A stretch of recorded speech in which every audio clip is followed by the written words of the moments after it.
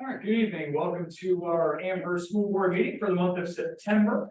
Our second meeting this month after we had a discussion a couple of weeks ago about the nomination process for a school board committee member. I know that is the hot button topic that we're going to get to tonight, but first we do have some other business to attend to. So right away, instead of calling to order our regular meeting, I'm going to call to order our public hearing under RSA 198:20. The Amherst School Board is hosting a public hearing tonight to accept a donation for the following. It's in the amount of $5,000 and it will be used to offset negative balances in Amherst School District school lunch accounts and then replenish the donation account used for students who have financial need. So our public hearing will begin tonight officially at 5:31. I will call us to order. And with that, I will open it up for public comment for folks who wish to speak about the donation, have any questions on that, need any further clarification about that donation process tonight. We do have some folks that are joining us online tonight through Zoom. So if you're on Zoom, we ask you raise your hand, put your name and your avatar. We'll promote you to panelist, turn on the camera, and then you can have 3 minutes there to speak strictly right now about the school lunch donation. Anybody online, Steve? Yes, raising their hand. No indications for desire to speak. Okay. So I'm joining now, so if you want to promote me in panels at some point, it's not letting me join for the random things. So with that, any questions or comments from the board regarding this donation? Yeah, well, it's an anonymous donation. Is that what I'm correct? And I just want to say thank you to whoever that was. It's a very generous thing to do for our school community, and I know we certainly appreciate it. Right. Anybody else? Any other comments? Okay. So with that, seeing no public comment in person tonight, I will close the public hearing. And I will take a motion from the board to accept this donation under RSA 198:20. I have a motion from Terry. I'll take a second. And a second from Jason. Call the vote on the motion. All in favor? 1, 2, 3, 4. None opposed. So with that, we will close the public hearing at 5:32 tonight today. Maybe the shortest public hearing we've ever had and the most productive. Certainly the most lucrative for a public hearing at 5,000 a minute. So with that, I will call our regular meeting to order tonight at 5:32. In our agenda of operations tonight, we have 2 things at the top that will be related. One of them is regarding previous votes prior to the previous nomination process we went through. And then we will interview our 2 remaining candidates for the replacement board member for Victoria Parisi, who will serve in the remainder of her term, which will expire on election day, March of 2024. So with that, first of all, we want to go back and ratify the votes. We had nominated Tim Verge to the board in non-public ultimately, and found out that we likely violated the RSAs. So Tim's votes with us over the course of the summer. There were 4 votes, 4 motions that were made during our meetings over the summertime. A fifth meeting was held. Tim was not part of that when he was not in attendance. The policy committee that Tim was sitting on has gone about to ratify their votes. So we have 4 votes that we need to ratify again tonight. Starting off on July 21st, we had a facilities retreat. There was discussion regarding the preschool program and having further discussions with Souhegan High School. Shannon had made the motion to have further discussions with Souhegan. Tim had seconded that motion, and we had voted unanimously to pass that motion. So with that, I will take a motion tonight to ratify this vote, which would now be a 4-0 vote as opposed to a 5-0 vote. I'll make the motion. I have a motion from Shannon. Can I get a second? I have a second from Terry. All in favor of ratifying this to a 4-0 vote from July 21st. 1, 2, 3, 4. None opposed. Our second motion that night was the discussion of Ms. Parisi's vacant subcommittee assignments. We had nominated, I think we had just appointed Tim to that policy committee. His experience with Conval and that school district made logical sense. That his day job speed. Accepted his ability to fill that role. There was no motion made. Tim was just able to be appointed to that, or able to choose that essentially. So no need to ratify that vote. Obviously, he's on the policy committee. Any policies that were voted on, Shannon, have been rectified and ratified. Yeah, that happened at our last meeting on September 8th. Excuse me, yes, the policy committee spent time at the beginning of our last meeting ratifying any vote that was taken when Mr. Bird was present. Okay. Perfect. So July 25th, we had our second facilities retreat. Tim was not in attention at that time. We didn't make any motions by the board, so no need to action anything there. On August 10th, we had our visioning retreat with the administration. There were two motions that were made that day, both regarding staffing. One of them was to approve the resignation of Brittany Doyle. Ms. Gascoigne made that motion. Mr. DeBerge seconded it. The vote was unanimous and the motion passed. So I will take a motion now tonight to ratify that vote to a 4-0 vote as opposed to a 5-0 vote. I'll ratify the vote. I'll make the motion to ratify the vote. Motion from Shannon, Larry will second. All in favor of ratifying that vote? 1, 2, 3, 4, 4 in favor, none opposed. So we are good with that one. We later in that meeting, probably right after that, we had the nomination for Ms. Lauren Burrows to a teaching position. I think that's a teaching position. I had a grade one.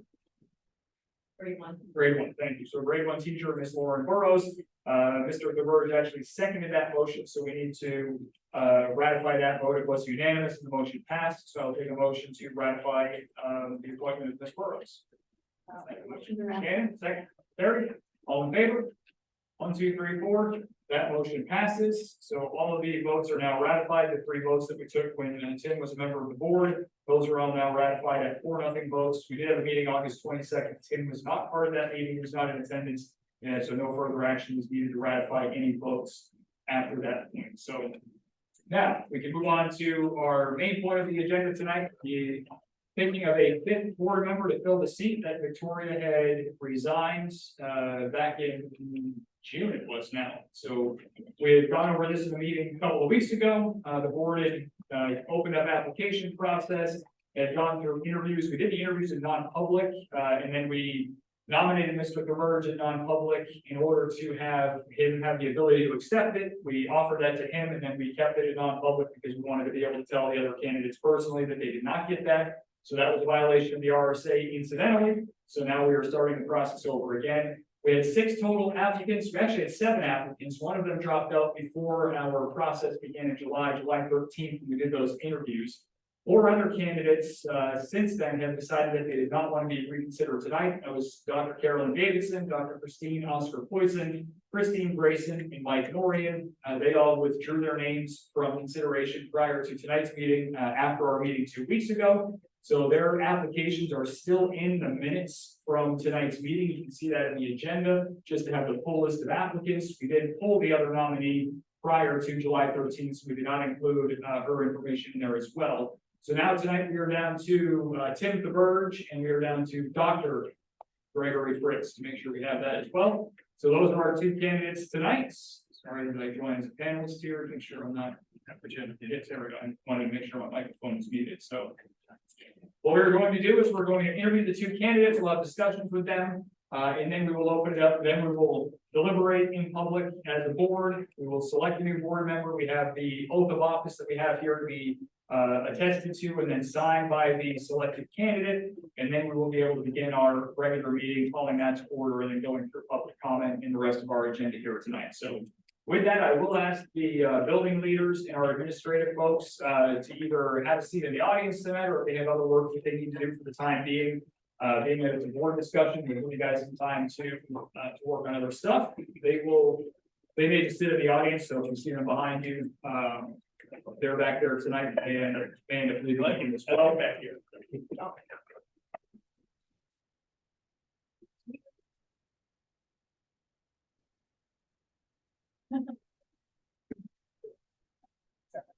All right, so with that,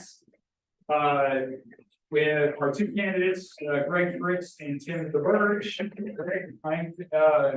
I did pulled a random name earlier, and I'll have you go first.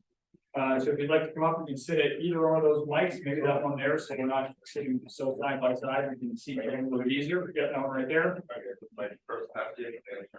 Yeah, I'll have it on. If you want to use that one, that's an actually quick. You can. You need to mute it for anything. You can first push it in front. Yeah, thank you. All right, so we will be a little loose on time. We're not going to be so militant in terms of 10 minutes, 8 minutes, 9 minutes. We'll have a conversation, and then I think we'll know the natural endpoint of the conversation when the board has questions. And as we go through the conversation, once we get to the end, we'll interview Tim next, and then we'll deliberate in public. All of this is being recorded, just so you're aware of that as well. And obviously it's being live streamed on Zoom as well. And then we'll actually be able to open up for public comment after we continue the rest of the meeting. So I will start off with the first softball question, Greg. If you'd like to tell us why you'd like to be on the board. First of all, I just coached people softball and I'm not a softball, but other than that. Maybe it's more like an eighth grade softball. Okay, fast pitch. Yeah, so why do I want to be in this? So, you know, I've been coming to these meetings for like the school year, 2.5 years coming to every meeting now. I've been very interested in, you know, obviously the topic, wanting to have a best optimal school system we can have, balancing all of the needs of students, teachers, taxpayers, neighbors, parents, the whole thing. And I ran the school board and I'm here again tonight because I found in all those meetings, there's, you know, certain opportunities that are available, I think, to improve the way the board processes information and make decisions. There's certain traits that I would like to see on a board member that I think I have. And so, all the times I've been critical of a decision or a process, I thought, well, it's not right to just criticize, and I want to stand up and do what you guys do, push up the public, run for office, you know, meet the Amherst voters, and then do the processes of meeting voters. You know, I've got a pretty big following, like hundreds of people voting for me in the last 2 elections. I had close loss to Terry last time, down by 100, please counting. You know, what I've learned talking to voters is there's a lot of people that have a lot of thoughts that aren't reflected in board meetings, and I want to represent all of the Amherst population, and I think that what we've seen with some of the controversial items in the last year or so is that the people that, you know, tend to vote for me and support me and what I'm trying to do, don't always want to come to these meetings. They don't feel like they have a voice, they don't feel they're respected, and I think that I'll be, you know, one of the members, but I think that together we can take where you are and move it a little bit more to a kind of position to get things passed. You know, we've got 3 budgets passed in 6 years. I'd like to pass the budget part. I think I have the background to help us do that. Propose a budget that can pass in March. I think that we're gonna have $100 million facility expense, one way or the other is gonna be updates or whatever it's gonna look like. It's gonna be a lot of money. And I haven't seen the process that I would like to see follow for that. You know, we should understand the build up ownership, understand the next best option, explain exactly what happens if we do or don't pass something and mean it. You know, I really, I think we can do a lot to have a strategic plan, make sure that our facility and the curriculum are, you know, lessening population, all that stuff is in a complete vision, very measured ahead of time, so you know what defines success. There's so many things that I think I can do with just nudging. I mean, I try to make the most of my 2 minutes a month that you've given me. We get at least 3 minutes a month. But I think I always come back as I can, and I'm trying to talk to you offline, or we have talked offline, you know, I volunteer in ways and means. I think I was told the only person ever from the public to attend a policy meeting, was last year's session. So I've seen things from the community, and I've seen them before, and I'd like to help them match. I'd like to help this board be more aligned with the voters in March.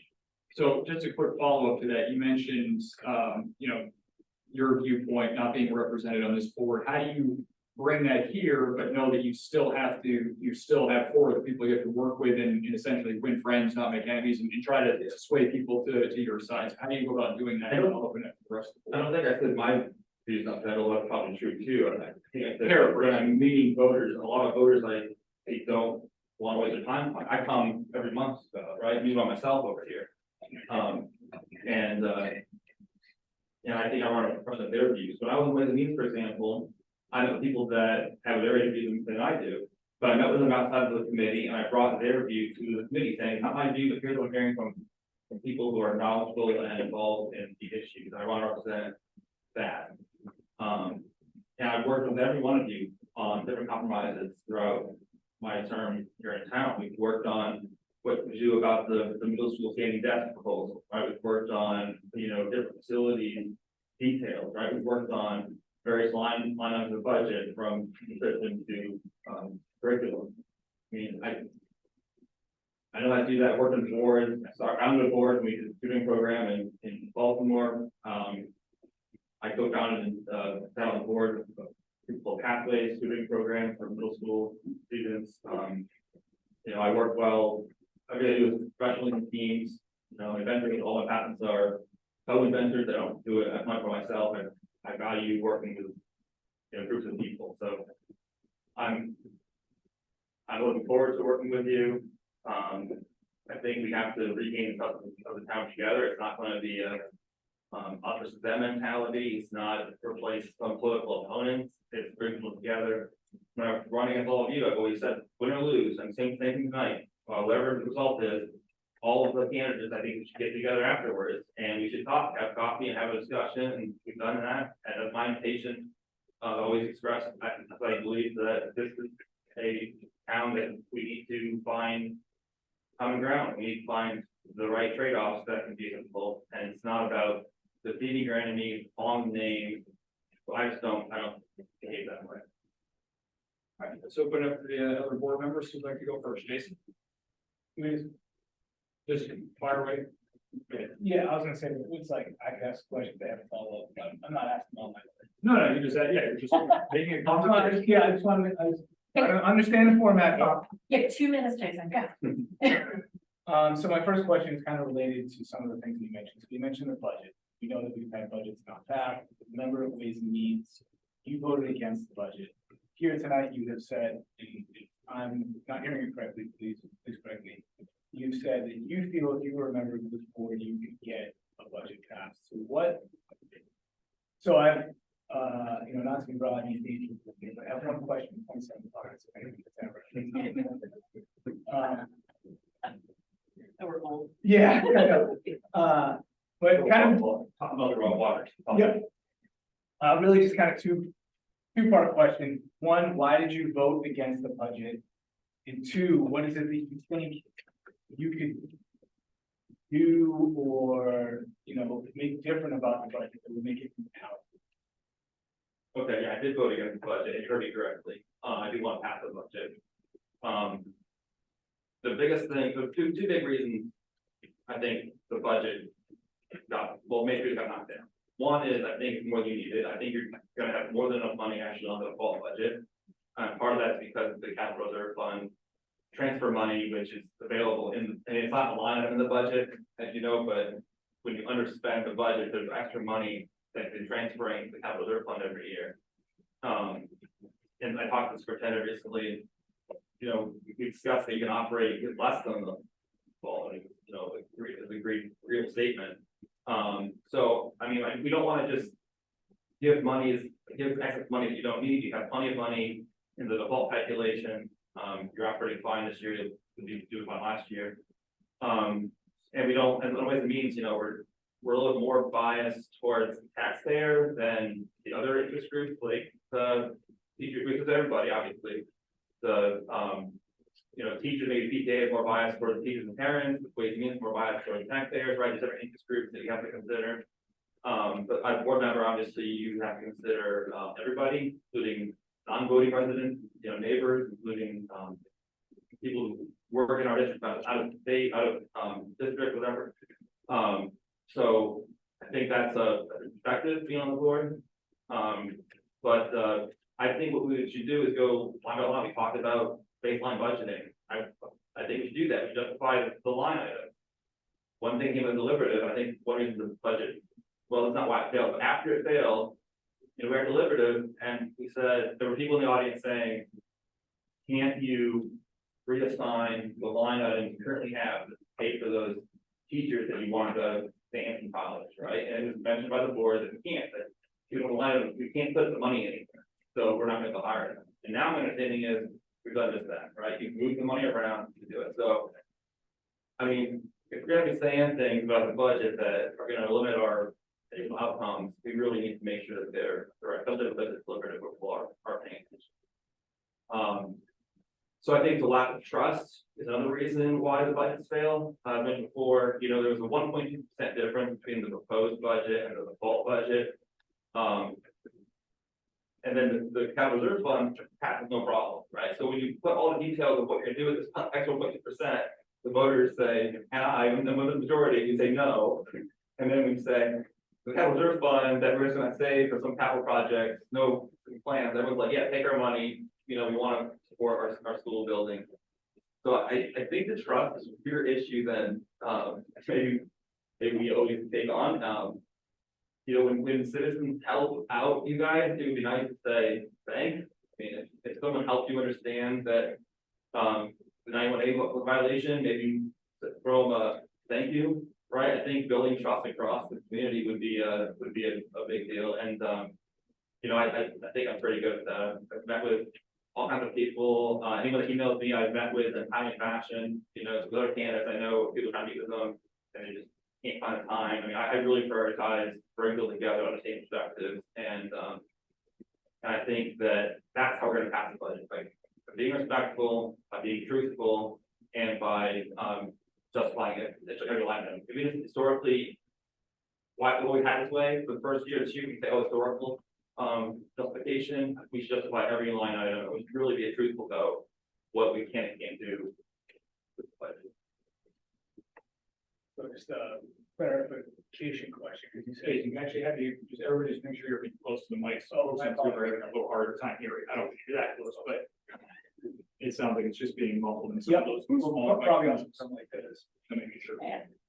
You mentioned trust and truth several times, and so, I do agree, I think trust and truth is a big thing, so if you could just clarifying question, who is not, and I'm not asking for any specific names, but you're saying, like, the board itself is not trustworthy, like, we lack integrity, SAU 39 administration is, I'm just because Yeah, no. I'm just trying to base it on. Great trap question. Not that easy, but I don't think people aren't reflecting. There's untruthfully said, like, I don't insult individuals. I just don't. I mean, everybody has something to add. Everyone's a sinner. Everyone's, no one's perfect.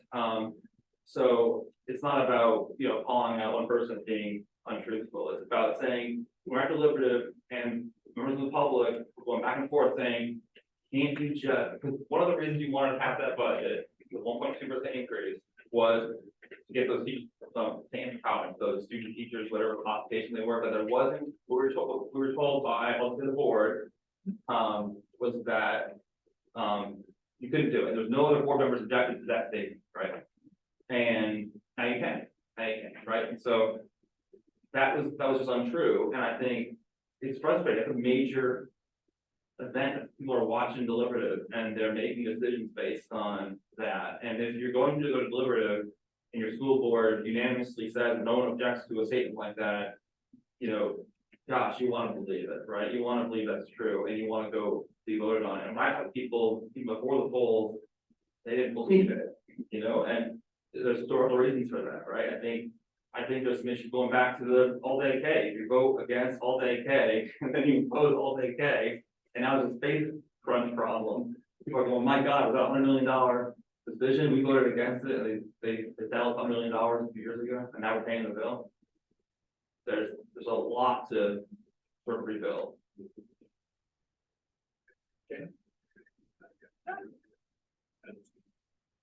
Thank you for being here. Okay, good to see you. So thanks for being here, Greg. So this question's a little in line with what Tom was alluding to earlier, but in the past, you've probably taken issue with policy decisions the board has made and stated that members whose votes you disagree with may want to resign their seats. Please describe how, if selected, you would handle conflict and differences of opinion on policy issues if they didn't land, in line with what you're thinking. That's actually not correct, but nice to you as well. There was policy issues I disagreed with, the worst educational policy in the history of the district. And I mean, unless you can name a policy that caused more educational loss than the forced masking, if you will, for teachers and students. Can you? I'm not I'm not Okay, arguing there's no- policy, I'm asking All right, you. so to this respond. board passed the worst educational policy in the history of the district, harming education, and I took issue with it. And I didn't have to resign that night or the following year. It was when the board decided to end that hysteria policy. That I said, I'm glad that you're doing this. And now that you realize that you did vote for the worst educational policy in the history of the SAU, I would understand. I'd ask them to resign, but I would understand if you would resign your position and never have a position of leadership in children ever again.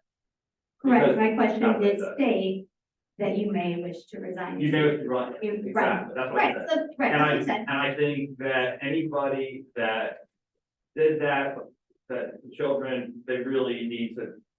They need to either, you know, make it right, apologize some way, or really just, if you fell for that. If you're an educator and you said that is the right thing for education, I mean, that is rough.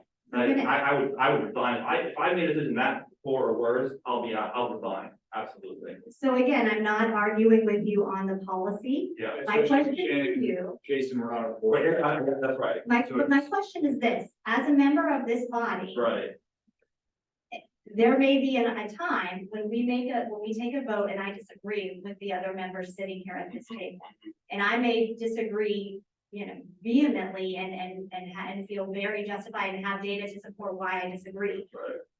But in this seat, once this body has come to a majority decision, that's what we have, that stands. Right. So how will can you please describe? Yeah, how you will- I've never called on anyone to resign before. We've never seen a policy as foolish as that in the history of American education. I don't anticipate anyone doing that again. I'm hoping it was a once in a lifetime or once in a ever, catastrophic educational hysteric overreaction craziness. I don't know how to describe what that was. It was just so bizarre that school boards would decide that when the health said, hey, it's fine to not wear a mask in kindergarten, trying to learn how to enunciate words and read, and teachers were so great in that period, making the most of it. They had to bring in TVs to teach kids how to enunciate words. Right, I hear you, but So again, I'm the not school board talking is about that awful, policy and- itself, yeah, I'm talking about yeah. how you Well, will, let's say there's another unprecedented policy that comes Yeah, before us. it's not a matter of unpleasant. It If the could. policy is bad as that or worse, I didn't say unpleasant, I said an unprecedented. if there is something that horrific, I will always stand up for the best interest of the educational community, and I'll ask the board members to resign if they're doing something that harmful or worse. I will always wish I'd have that courage to do that again. But that's the only issue. I disagree with a lot of things, and I never have asked anyone to resign over the solar panel discussion, over the standing desk question, over a lot of issues that I've taken positions on. I've never asked anyone to resign over anything else other than what is appearing to be uncontroversially known as the worst historical educational decision in history of town. Thank you. Yeah, I thank have you. another question for you. You talked about, you had a lot of ideas about, earlier when you were talking about why you wanted to be on the board, and you mentioned a lot of things, many of which I agree with, including strategic planning efforts and things of that nature. So I'm happy to hear that, and I'm curious how in this 6-month appointment, like where you think your area focus will be, because in reality, it's pretty short, it's 7 It is. weeks, I think. Yeah, we could always have more, right? We had a lot of ways meetings between September and Deliberative last year.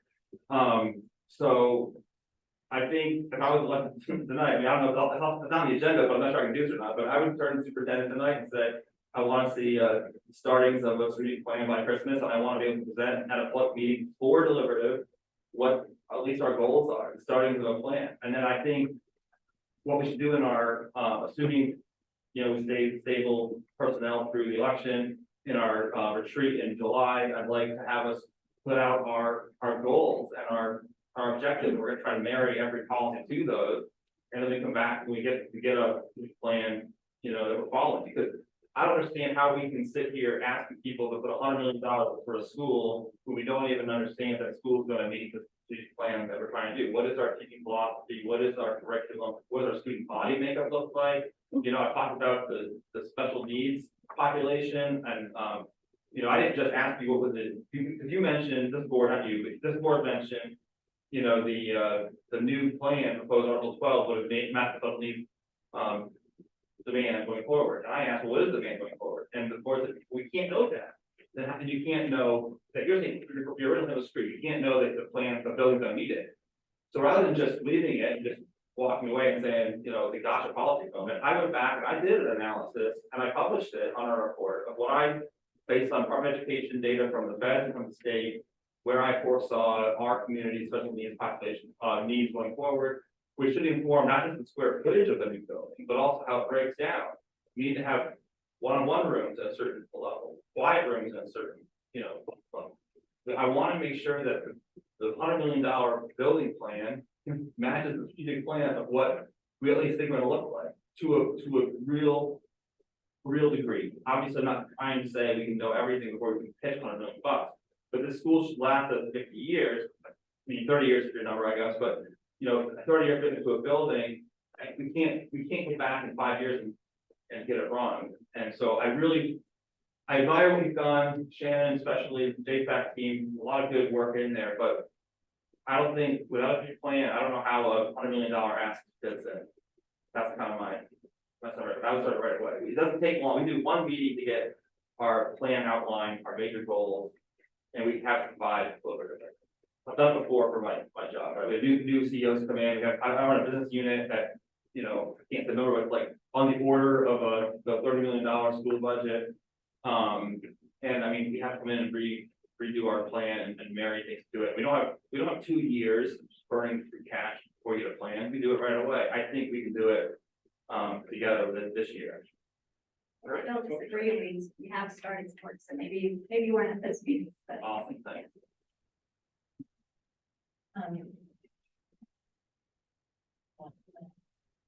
All right. I don't want to retread ground that's already been covered. I think that's not fair and it's a waste of everyone's time. However, I would like clarification on a few items. Yeah. So just for my own understanding. What I heard you say more than once, and one of your comments to Jason is that you feel like default should be enough. And I feel like the corollary of that would be anything above default, you wouldn't see a justification, or it would be pretty hard to see a justification for in any way, whether we start at zero sum or not. And I would argue that that is absolutely the way that we do start, depending on who you talk to, but we do say what is needed, not just historically, right? But with default, you do have to go to some historical, and you do have contractual obligations, certain things that you can do nothing about. So I just want to make sure that I understand that's what you're actually saying, that you feel that default should be more than enough to cover what Last needs to year, my happen. comment was, Jason asked about why I voted in the past year, and I answered that I think that I wasn't trying to fund the school less than I think that you need and you'll spend. I don't think you're gonna spend the default budget this year. I think you're gonna maybe I'll be on board. We're not gonna even spend the full default budget. I expect us to be at deliberative with a warrant article saying we're gonna transfer $500,000 into the capital reserve fund. Okay, that's what I expect. So I think that there's more than enough money in the default budget. And the default budget, just so everyone knows, and I know you know this, Gary, but sometimes, you know, being broadcast worldwide here, you know, yeah, the default budget is a calculation and with an increase over the previous year's budget. It's not like the default budget is the same money that they spent last year. It's an increase based on a calculation that's passed in Congress. It's an RSA calculator. So that is going to be the same every year. Now, maybe we propose a budget that's under default. Maybe we propose a budget that meets what we need and shows that we understand every line item, and we're not gonna transfer $500,000 that contribute. And we break out the capital reserve fund instead of transfer as an ask. If we didn't already tax you for it, it's transfer, we're gonna ask you to support the capital reserve fund, we're gonna ask you to support these line items in the budget. That'd be a different way of approaching it, but I think in that world, then I agree with you, then the default, I mean, the default's kind of relevant because it's not based on anything but the calculator, right? But having looked at the line items, adding everything up, the default seems to be in excess of, the true demand, and I still think that, I think that you're gonna underspend your default budget. Okay, so I thank you for that clarification. I would say that I agree with you. You attend a lot of meetings and I appreciate it because it's really disheartening sometimes to look out and see the empty room. So I appreciate knowing someone is listening or attending. So I appreciate your involvement. But if you had been at follow-up meetings after we had to decide how we were going to meet our needs with Simply Default, and you were absolutely there for the discussion about what had to happen to fund those teachers, what had to be sacrificed, what had to be moved to make that happen. It was not an automatic, it didn't come from nowhere. There are always choices that have to be made and sacrifices that have to be made. And so I don't think it was magic. We were very transparent about how that occurred. We set it as a priority and we were able to make that happen. Yeah. So I think that maybe it was instead, I don't want to say a misunderstanding, but a mischaracterization of the statement at deliberative, where it was like, we very much want this as a priority to us, and this is part of what we're asking for in operating. But it wasn't saying that there was no possible way to make it happen otherwise. It actually was, when I watched it, there was actually was commented, we cannot hire the teachers, don't have the budget, it was very clear what was said. But we can go back on with that, but, you know, thanks for that clarification, and I just want to add that, I mean, I know you don't mean it in a rude way, when you say it's not magic, I understand what you're saying, it's hard work, it is hard work, this should be hard work, you're overseeing a $30 million budget. But it's also not magic in the same unrude way, that people just come to these taxations. It really is, oh, we're gonna pay a few grand this year to the school. We have to look at sacrifice that taxpayers are making as well. And those people in town don't have children in school. Those of us with children, I have children in this district. And, we're not paying their fair share, if someone call it, right? Because of all the taxpayers that don't have kids. So I mean, we really have to look at, that's not magic either. People have to earn that money first. It's taxed income level, and then you're gonna tax them again at the school board level. So it's hard work all around. These are hard things, they're expensive things. $30 million a year is not, not nothing, right? It comes from real people's real money, and then $100 million job on top of that, right? I mean, I really think both things can pass if there's a good story about them, but I also encourage people to keep donating. We haven't raised any money. JFAC raised no money in 6 years of existence for the school project. And if you look at last year's vote on Article 12, there was about 1,500 people voting for Article 12. So we vote by individuals and we tax by households. So it's not one to one. Let's say there's somewhere around 1,000 households that voted to raise their own taxes by about $1,000 each, right? It's about $1 million. That's just 1 year, right? And every $1 million raised ahead of paying this actually is worth, $2 million, because the interest rate over the 30 years is about equal interest and principal. So if we were to prepay that, say $1 million, that's going to be, $2 million off the top line. Now, if you keep doing that with the 6 years data, look, can't do it now, obviously, but why not start today with a voluntary fund? That $6 million is $12 million off the top line. Maybe you go from 40% approval on Article 12 to 60%. Maybe because we're not, it's not clear exactly where the pinch point is to get those things passed, but a lot of people want the school at any cost. Essentially, they want to get money, they're going to build a good school. I think we asked them for donations. We set up some kind of fund moving forward and opportunities to create funds and get real involved in our relationship with the taxpayers. We should be managing this, not sort of demanding it. So I do agree that we are always open and very grateful for donations. And there are certainly ways that we can get creative, and we're always open to ideas for getting creative. I think that our number one goal, though, is to come up with the overall plan, right? And with that, here is what we are trying to fund, and then we can have those other conversations about how we're gonna get creative about covering that. Yeah. So I do appreciate you bringing in more involvement with the community, because that absolutely is one of our goals as well, right? And that we've been trying different things, some have landed, some have not, but it's always something that we're trying to learn from.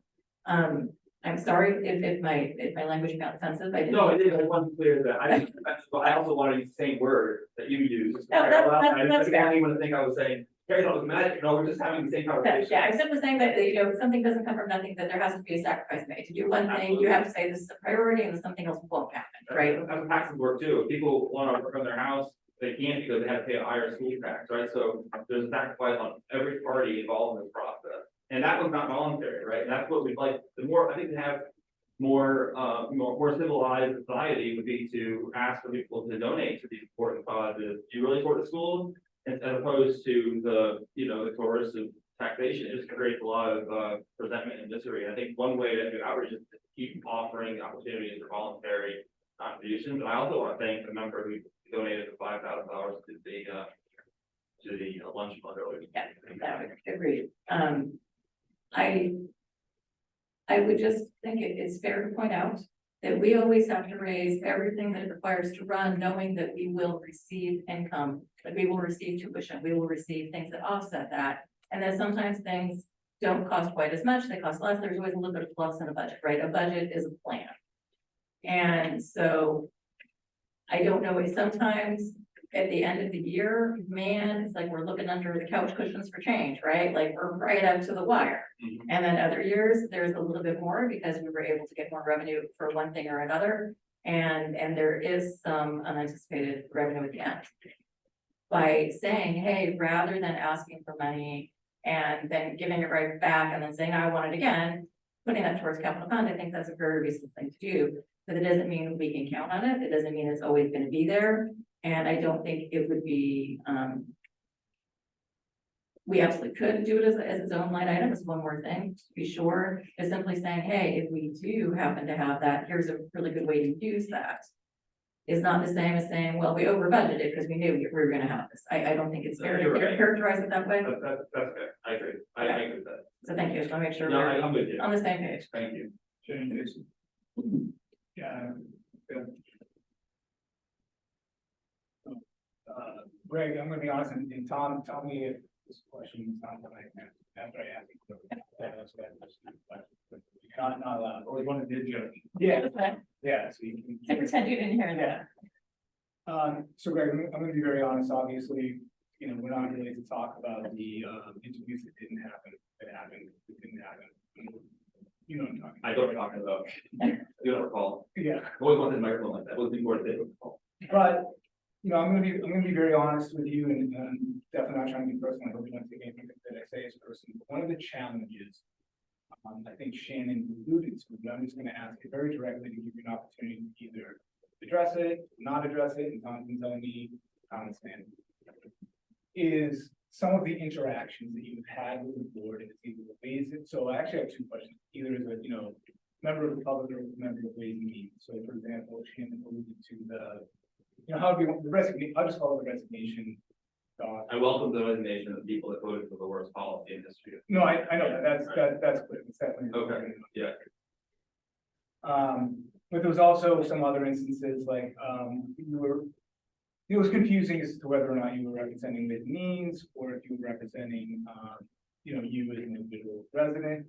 That's not really the question. I'm trying to get to a point where we were talking about facilities and the cost of the bond and the cost of the bond with the interest and how really we trimmed back the project, but the overall cost of the bond due to the interest rate was still going to be high or not too different.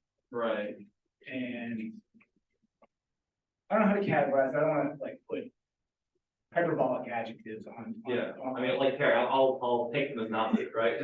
Like onto the interaction, but I would just say it was a challenging interaction. I think you either called the board crazy or No, I something. did, Dwayne did, I did not say that, I remember that interaction, I Well, didn't. no, this was the one where then the other, I don't want to mention anyone who's not here, but the other, it wasn't planned, but there was another member of Ways and Means sitting with you, and then as it kind of heated up, he faded out into the crowd and it's separated. I think, Jason, it may be helpful, and as opposed to one specific instance. Yeah, I'm saying, So, yeah, just make it a generalization. yeah, so I guess I'm just trying to get to that sentiment. So how do you feel? I mean, however that compares to someone else calling a bunch of people in town fascist and comparing them to fascists in Europe, who the American army shot on sight in Europe. If you want to compare anything to that, I mean, that you can feel about those however you want.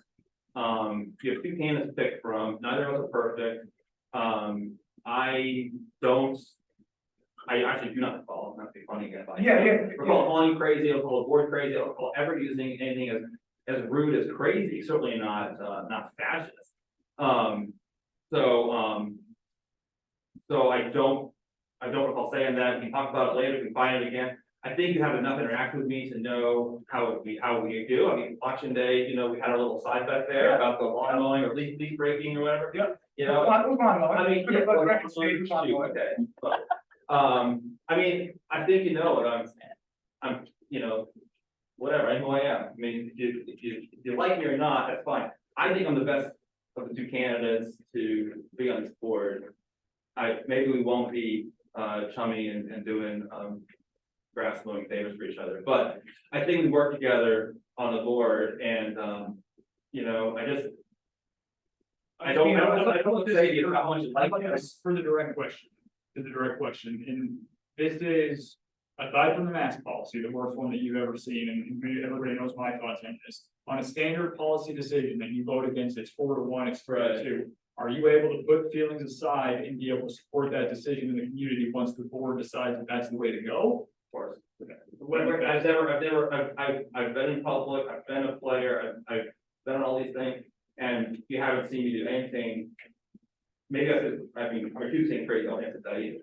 On any issue ever. So, I mean, I've got a long track record, I've met a lot of people, I have, I love going out in town. I see people that recognize me all the time. We talk about school stuff, and it's really been a great pleasure. And again, I think those opinions aren't really heard here, and not to just, you know, for people that I'm here from town folk, but you know, I've also gained a lot of respect from people on the Muskegon board, which is important. That's our output, right? Like, you leave the Amherst School District, a lot of these students go to the Muskegon proper district, right? So I get along well with the Muskegon board members, the town select members.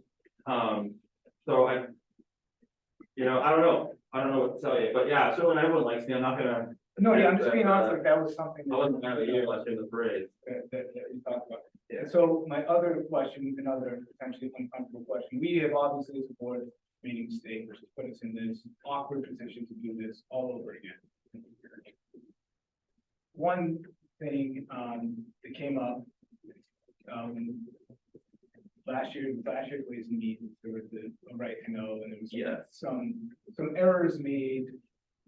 Not saying intentional, but there was some errors made. We are clearly doing this in an attempt to kind of rectify the error that we had made. Could you describe what steps you took or did not take to rectify the, could you accept? Absolutely, yeah, let me say, there was actually another right to know violation that didn't get, I don't think any attention. From the means? From me. Okay. With, No, no, it's on me.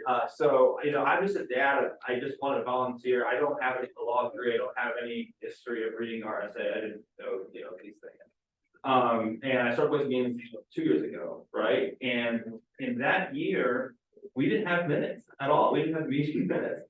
And that's why I was RSA posted in 5 days. You have to have certain things listed, who's independent, you need your policy decision for votes, right? And time, whatever. And you know, we had none of that. And then at like January, it was like right no, it's the chair. I was never the chair, and that we just kind of did what we got tonight. We did our best to recreate what we thought happened in the previous month. And so then the next year I was on where Dwayne was the chair. It was much improved. And I was secretary. I didn't want to be secretary. I voted against myself to be secretary. But I humbly served that committee as the person who was voting for that position best I could. And one of the things I didn't do right was post the minutes within 5 business days of the meeting. I didn't know this. And Ellen, who's now our school moderator, let me know that was wrong. He told me that it is. I don't know what you're talking about. So So I said, great, thank you. And you have my emails actually, they're all released, so you have my emails thanking Ellen for informing me about that, and I followed that through the rest of the period, and we did a much better job than I had seen, the previous year. And then after they're all done, I guess there was a right to know complaint. You give all my emails again. And I think the person who made the complaint is Beth, I think. But I didn't, I never got one email from Beth, not a single time, not to or from my email account with any of Beth's accounts on there. I didn't even know. I think she talked to the superintendent, interim superintendent at the time, and I think he talked with our chair of Ways and Means, but I was never involved in any of that stuff. I should have been, I think. But I knew there was something going on with, Wayne and I never saw Beth since the election that we both ran on, different seats, years ago. Jim McTeague and I ran for, I think, yeah. And then, for Tom, actually. And then, we had the, interactions with the, I can say names, right? We got a problem. So let's try to leave the names out. Okay, so I met with the AEA, whatever that person's called, it's called chairperson, what is that? President. And at being here, and I went over to that person after the meeting, during the meeting, I said, here's my phone number, do you have anything you need? And she said, no, I want these information. I said, okay, I recall, this is the information, so prior to the deliberative, prior to the complaint, actually. And I said, look, here's all the information I recall if you want. Here's my number, call me and I'll verify. I have my notes in front of me. I want to go home and make sure I can call on this correctly because this is important. And I did, by the way, I didn't call correctly.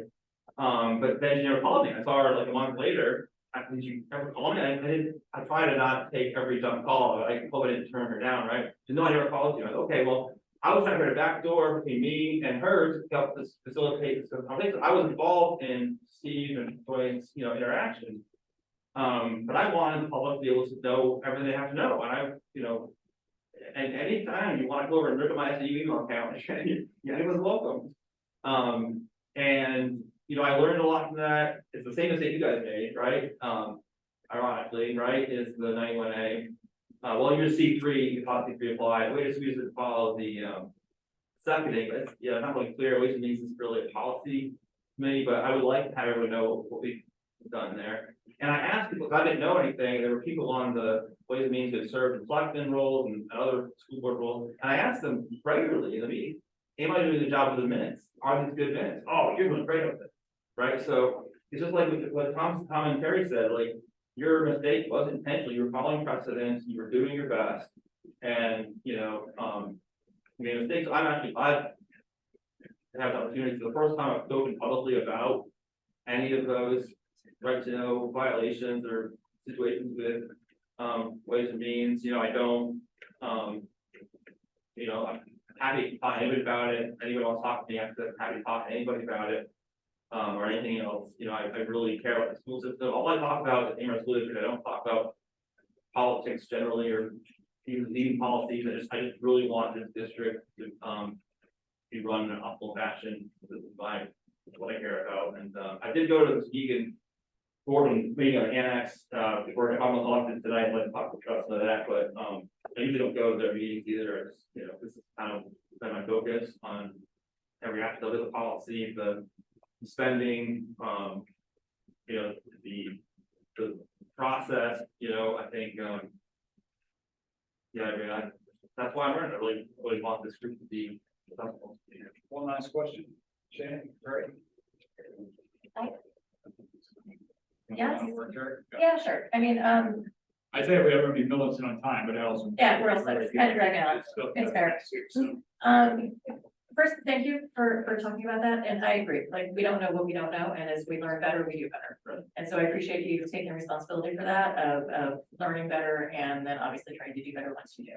And so, and I agree, we're all, even though we get paid a small stipend, we are, for the most part, volunteers, and Ways and Means is entirely volunteer. Yep. And so I do get that when, you're maybe given conflicting instructions, it can be hard to understand exactly what's required and what's not. And so I absolutely, at least for me, give you the benefit of the doubt on that, right? Right. I know you enough to know that you were a person of integrity and you would have followed it had you know. Yeah, right. So, for what it's worth. Thank you. So that being said, I do know that you are very familiar with the process, and what you were familiar with on Ways and Means is the process of how we get to things. Like for the operating budget, you go to the same meetings we do, you go to the same subcommittees, you talk to the same people, you have the same forum to ask questions.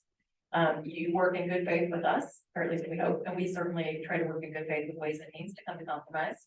And so at the end of the day, it's always discouraging when we can't get to a place that everybody can feel good about, because that's how that process works.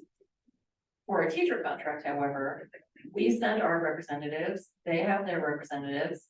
There are usually lots of lawyers in the room, some administration, and then they come back. Their membership votes on it, our board votes on it, and then it comes to Ways and Means, and then it comes to the public. So understanding that's definitely a different thing, where you can't be there in the room for every bit of it. However, it was hard fought. It took months and countless hours.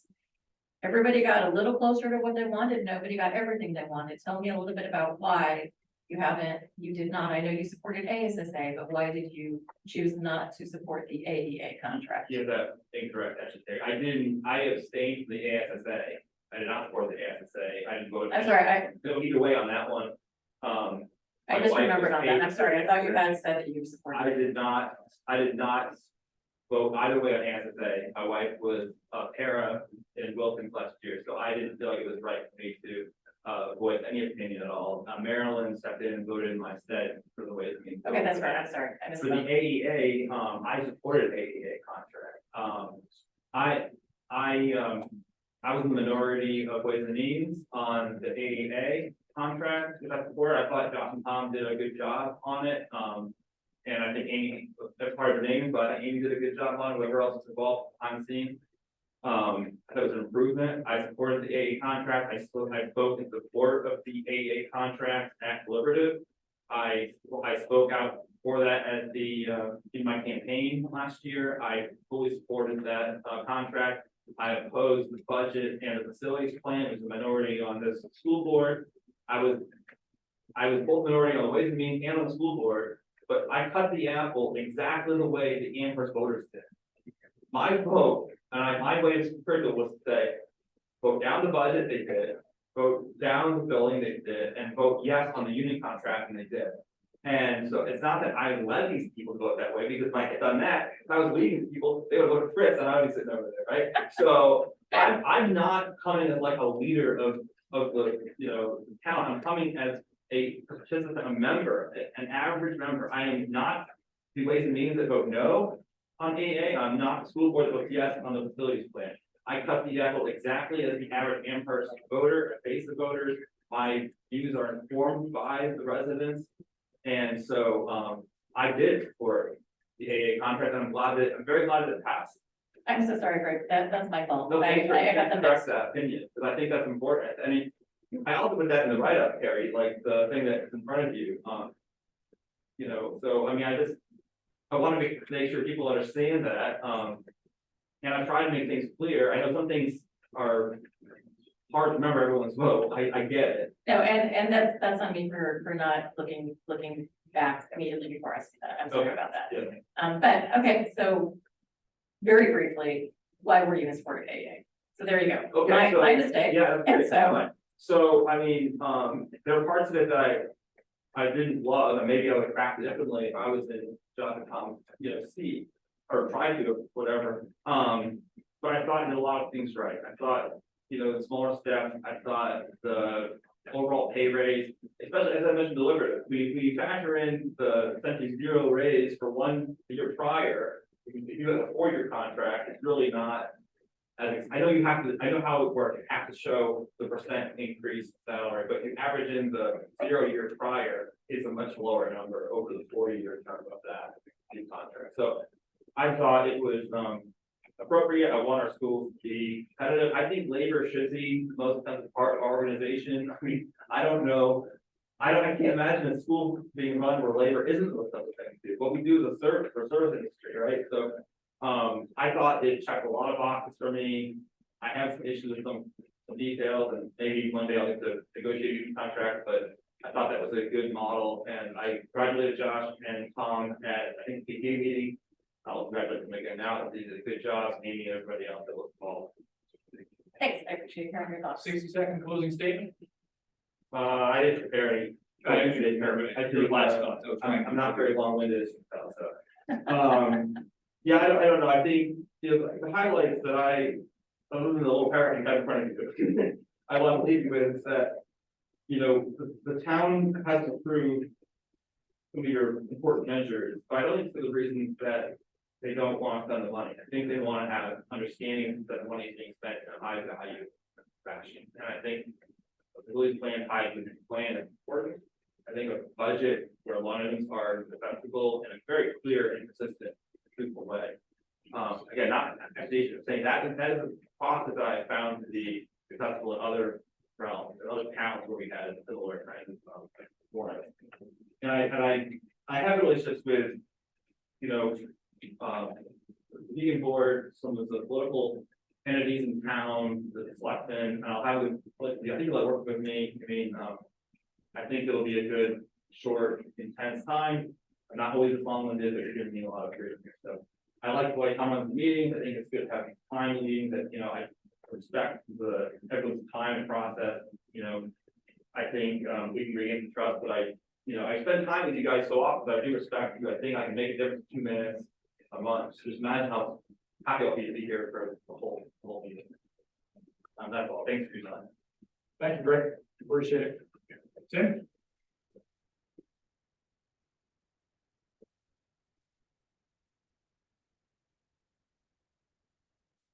Oh, all right, sir. How are you? Good. I will open it up. The same question I asked Greg. Why? Or first of all, I should have had Greg do this, but he introduced himself as he did it. But you want to introduce yourself and then tell us why you'd like to be on the board? Sure. So my name is Tim Verge. I've been a resident of Amherst for a little bit over a year now.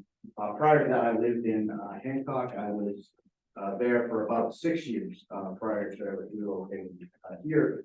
We actually wanted to move to Amherst 6 years ago when we ended up 7 years ago now when we ended up in Hancock, but couldn't find the right house. We've since done that and have moved here.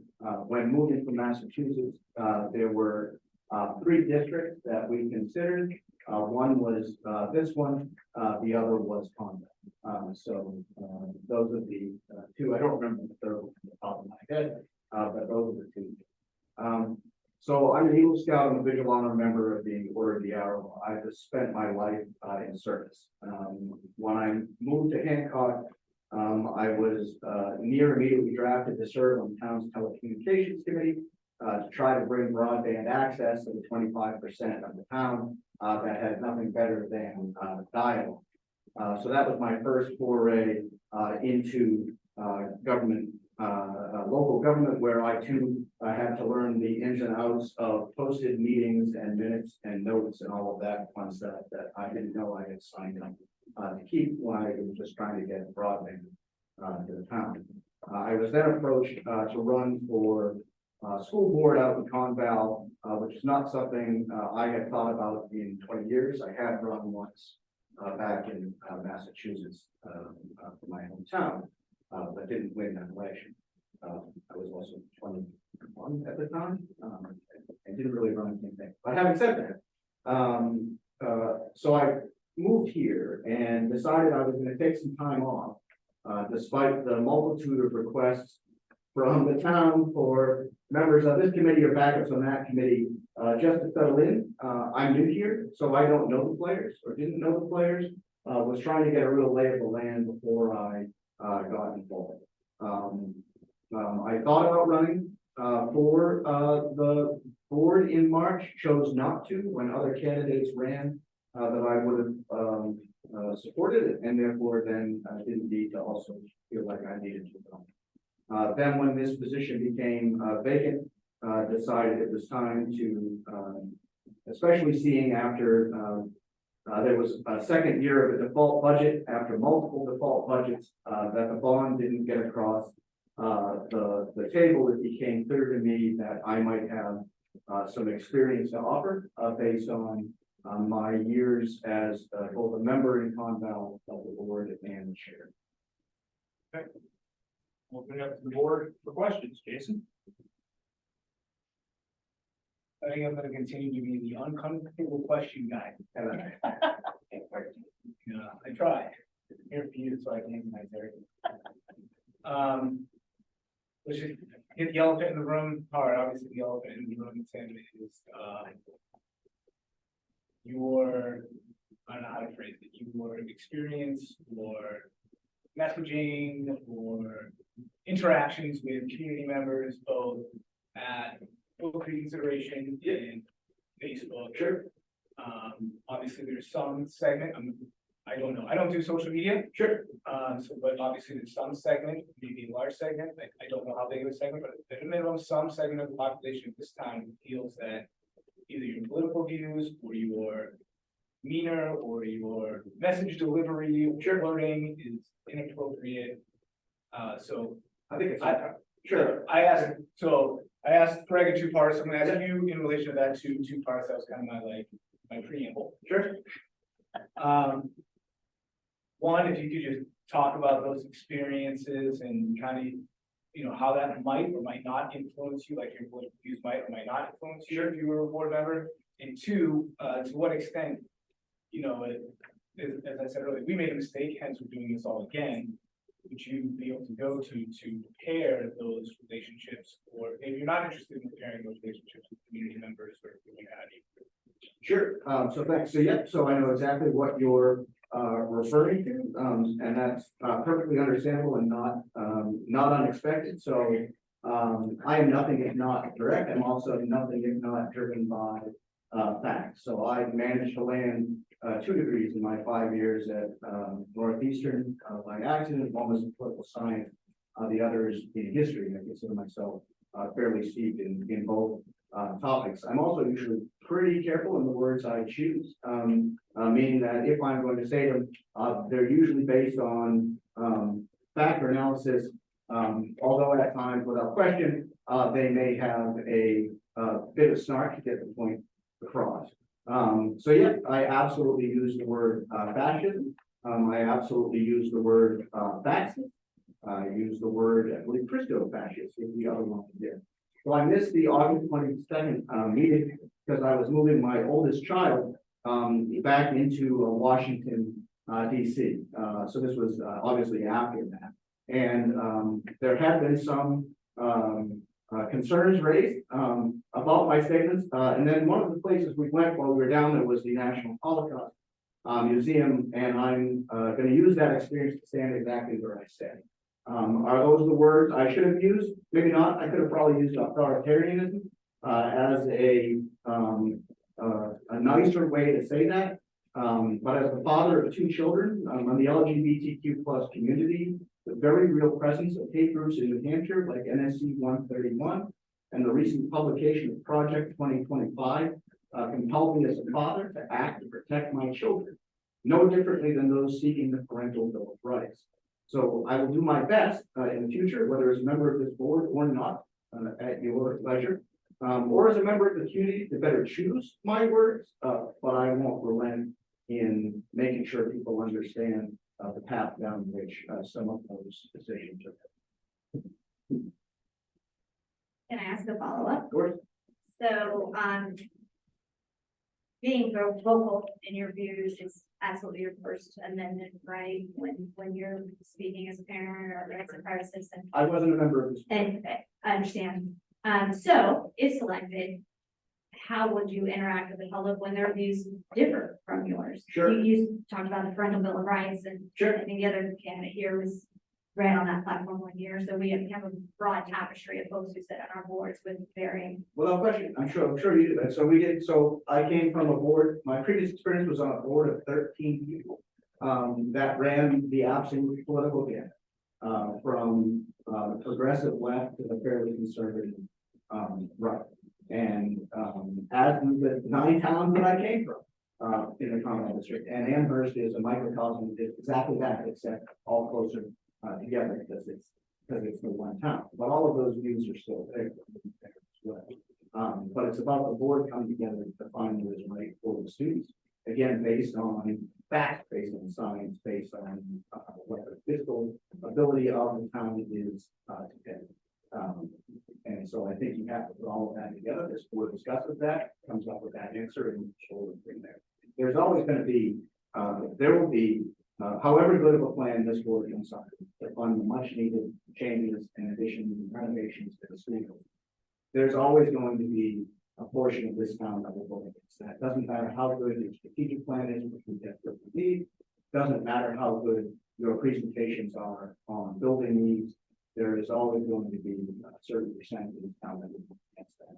Hopefully, there's enough to get the 60% needed for the bond, but there's always going to be a percent of people that are part of it. So my quick follow-up to that, Shannon, is your comments on Facebook, how is a community member supposed to separate if you're commenting on a school board issue, whether it's the school board or whether it's another school board, because you're active, I'm not active on Facebook, I used to use it. Yeah. So I'm 7 years old, but how is a community member supposed to know the difference between what is your thought and then what is a thought that may be representing the board? So I've never once represented myself, even when I was. But it's still, because you're on the board, it's Sure. a natural time. Sure, and I think they could, and that's going to be part of managing that message, I guess is what I would say. I have already backed off some of that, specifically because I realized that.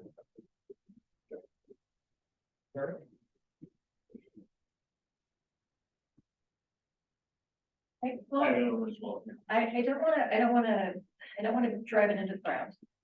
Okay. However, I would just, I feel like you answered, but not really part of Shannon's thought is. I understand you saying that you maybe felt like your language was a little bit harsher than you intended. That your feelings were strong and Sure. rightfully so as the parent of, and that taking your historical background and when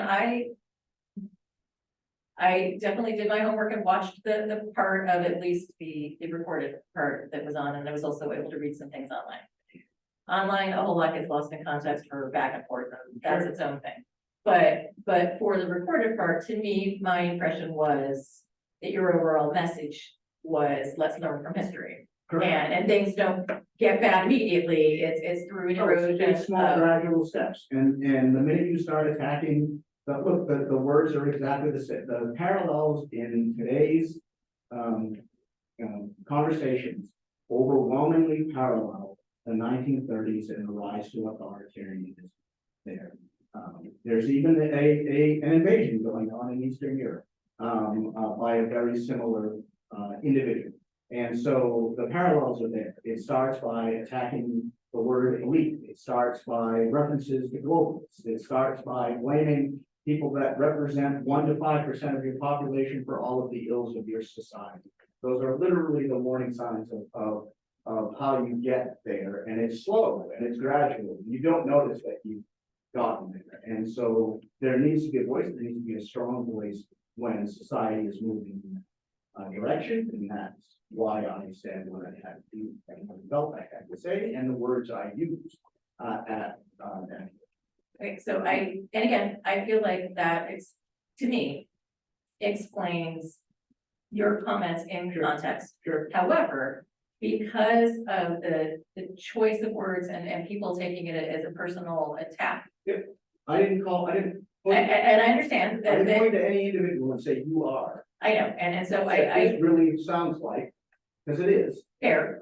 So that being said, though, knowing that it may have, and this is somewhere where I have to say that I personally, even though we all have opinions, I've never felt like mine is so extraordinary that I feel the need to share it broadly. Sure. My husband listens to me rant about whatever. Sure. He'll listen to me vent, but I'm pretty circumspect elsewhere. Sure. And as a sitting board member, I tend to be even more so because I feel like, I always want people to feel comfortable coming to me and knowing that I'm very interested in knowing their point of view. Sure. I may not always agree, but I want to understand it. Yeah.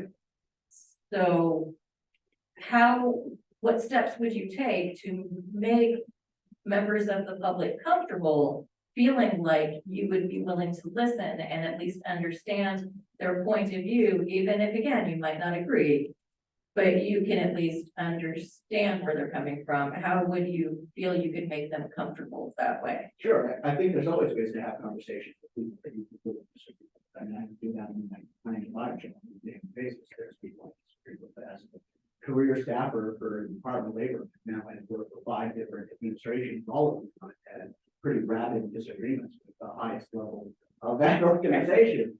Because that's my job, and my job is to advise people, based on the facts and the analysis of the data at hand, based on the statutes we're trying to implement. So, it's a little bit different when you're dealing with members of the public without opinion. As an elected official, I always have had an open door policy. You're welcome to come to me at any time. If people are uncomfortable coming to me because I have opinions, I don't know how to bridge that in that sense. I can tell you that the minute I was chosen to be on this board, I had already reduced my commenting online to try to knock that down. I'm expecting there will be people now that even look to talk to me about it. So, Okay, thank you. I appreciate that. When you were going to run back in March and decided not to. Yeah. And then decided to throw your hat in the ring Yeah. for this open position. sure. Top 2 issues, what was the deciding factor for you to say, you know what, I have experience, what were those issues? Yeah, so I was really shocked that it was so for the second or third wealthiest town in New Hampshire to vote down a school budget, that I didn't think was entirely unreasonable, was wild to me. And I really felt that, the board, really hadn't done, a great deal with, communicating to the people about the budget. I think there's a lot that this board can be done. For the short time that I was on the board, I strongly encourage this board to put out regular statements that weren't just SAU statements. The SAU is not the board is not the SAU. I think it's important that the Amherst School Board have its own stated positions on things, the budget being one of them. There should be a series of regular articles that explain the budget, that go into the budget. This is what we did in Conval. We did a series of 7 or 8 different articles, one of which was posted every week, in order to explain to people the ins and outs of how you get to the default. What is a default? How do we start with a budget? Where does the budget go from last year? What is included? Why is there money left over for the year? And that's because if you have a $50 million budget, $500,000 is about a 1% margin. I don't like to run my budget at home on a 1% margin. So the fact that a school district manages to run a $50 million budget on a 1% margin is significantly an achievement. Yeah, actually, I was going to ask if you could describe some of your experience with school budgets and Conval complex budgets, Sure. budgets here. Yeah, so we had Conval represented 9 towns, very different towns in that mix, one of which actually always voted down the budget. It didn't matter. I think for about 20 years straight, that particular town voted down the budget. And I will tell you, it didn't seem to matter who was the board person from that town, or however much outreach we did to that town. We never won. So that one I can't answer. But for the others, we were very clear about communicating, again, well ahead of time. And when we formed the budget, the board was very clear of providing the administration what our goals were. We did, except for the 1 year during 21. 21 was the gap between our strategic plan. But other than that, every other year in going into a budget, we had a strategic plan, which you could say, why is this line item that? And we literally would go and do line item by line item and say that supports this part of the strategic plan. So that we could turn to the public and say that goes here. I said this in earlier conversations, I looked and was actually shocked that I couldn't find a strategic plan for this district or for the SAU. I haven't seen one. 2013 is the last year that even seemed to resemble that. So that has to be an absolute priority, both for this board and this district, because you have to have that 5-year plan. Point 2, that's how you do a budget. Budget is supposed to be based upon, vision and goals are nice, but a strategic plan is really the core of that budgeting process. And that's exactly what we did. And we would point right to it and have the strategic plan objective right up there on the slides as we were talking about that planning act and presenting that. So that's how we got those budgets across. I think there's also more and more research suggests that in the United States, the zip code of your birth, has almost all of the predetermining factors on whether you'll be, later in life. And so I don't know if the economic and demographic differences of that district, meant that, those towns were predisposed, to support their, school budgets more so than Amherst, but, that may have played into it. So a follow-up, because as I stated earlier to Mr. Prince, I agree on the strategic planning points that you made tonight. And like I said earlier, this is a 6-month vacancy. Sure. 7 meetings plus the meetings, Yeah. right? So how would you, what do you see? How would you step in practically Sure. to the seat? Yeah. And So I'll actually echo exactly what Greg said. I think the ball has to get rolling now. I don't know that there's enough time to get one frankly in place by March. When we did ours in Conval, it was a 6 to 9 month process, and that included a series of community meetings with a group of about 200 different people that were arrayed into 5 or 6 different subcommittees, because you needed a subcommittee on health and wellness, you need the subcommittee on curriculum, the subcommittee on physical plan. Now you can gather some of that from JFAC or from different committees that you're on here, but the purpose of the strategic plan is not just this board's vision, but the community's vision. And the strategic plan is how you build that relationship with the community by having community members involved in forming that strategic plan. Because that's how we did it the last time. The one that was in process when I left and is now in place was built with a group of not only the board, administrators, teachers, but a significant number of community members that answered a whole bunch of different surveys we did and then participated on those individuals. So, but you have to start. There is no option to say, well, we'll get next summer is good, because then it just keeps rolling and you just keep going with vision and goals and not a true strategic plan. And it doesn't have to be a 300. We did a 40-page plan, right? We purposely kept it to a manageable language, manageable graphics, and a manageable document that someone could get through and understand. So that's the other part is keeping it short, concise, and on point. Yep. All right, Jason. Follow through. Okay, I have a simple one and then a little longer one. Sure. My simple one is, how often were you successful in getting your operating budgets approved?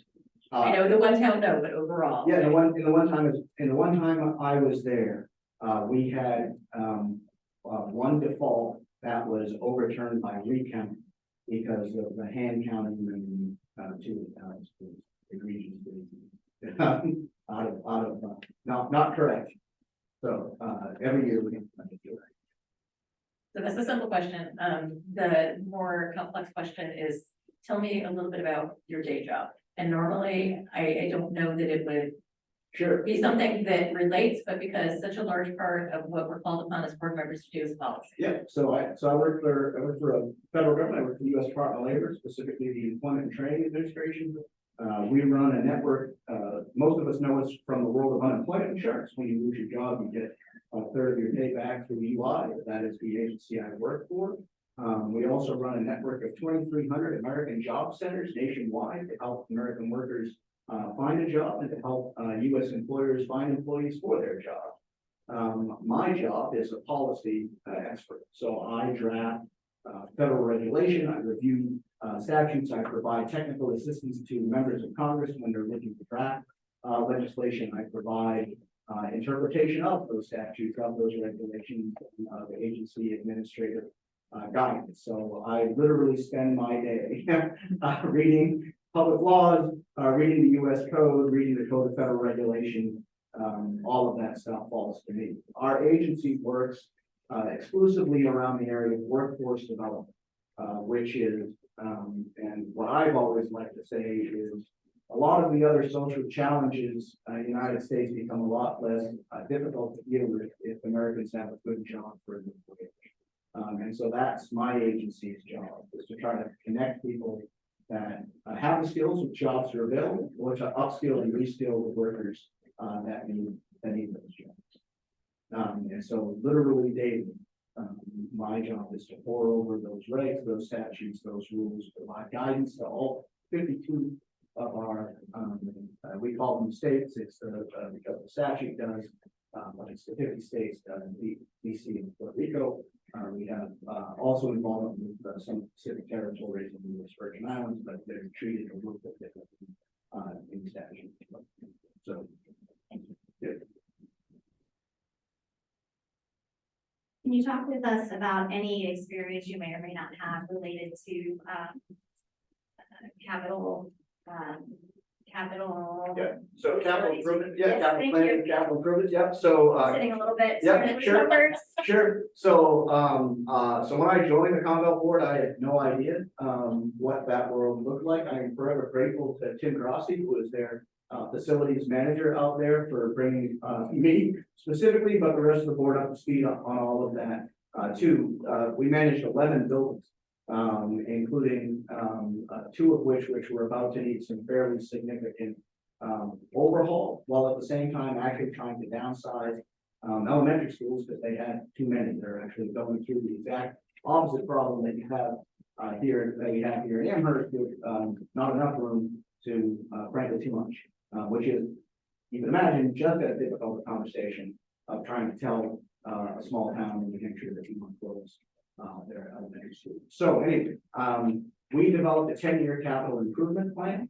We would go over that every other month. We put that on the agenda because we had a subcommittee that dealt specifically with budget and facilities. We put those 2 together. So they met twice a month, and then the facilities director would report to us every other month on that capital improvement plan. And that laid out everything in every building and for what we were trying to do. The other thing we did, which doesn't matter as much here, because you're really only dealing with one town, was we would also meet with all 9 select boards to try to align when we were doing major capital improvements with when the town of Francistown was like, I'm gonna have to bond for a bridge.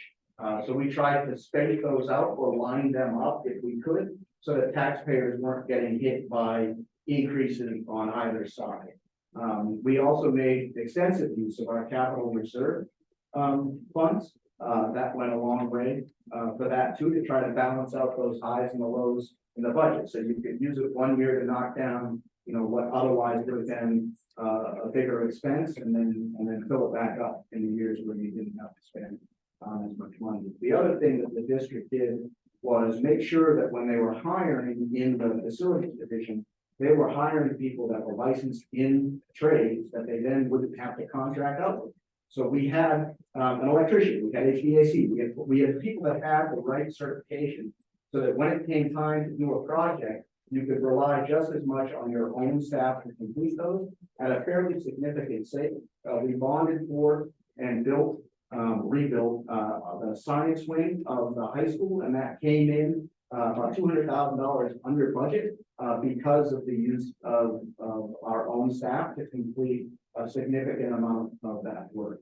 And that required really years of pre-planning to make sure you even have those people in place for when it was time to do that. That was a very specific strategy that the district had gone into, was to make sure that we hired as many licensed trades and experts as we could and have them for that. So that's definitely a strategy. Thank you. Any final questions from the board? Any other items you'd like to address with Mr. Burge? Jason, Terry.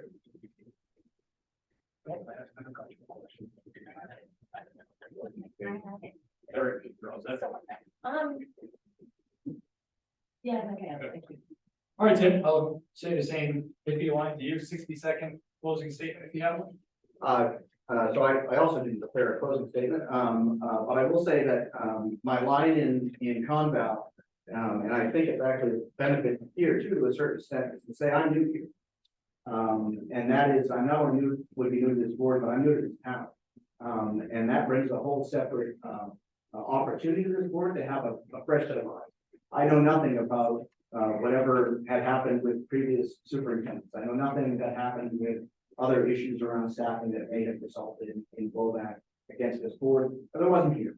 I wasn't reading about news in Amherst. And I think that's an advantage because it can provide that new set of eyes without any previous experience. I don't know anybody, I barely know, and I met you all, I met the administrators, I don't know anybody.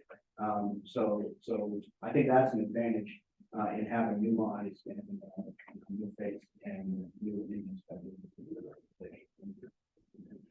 Thanks.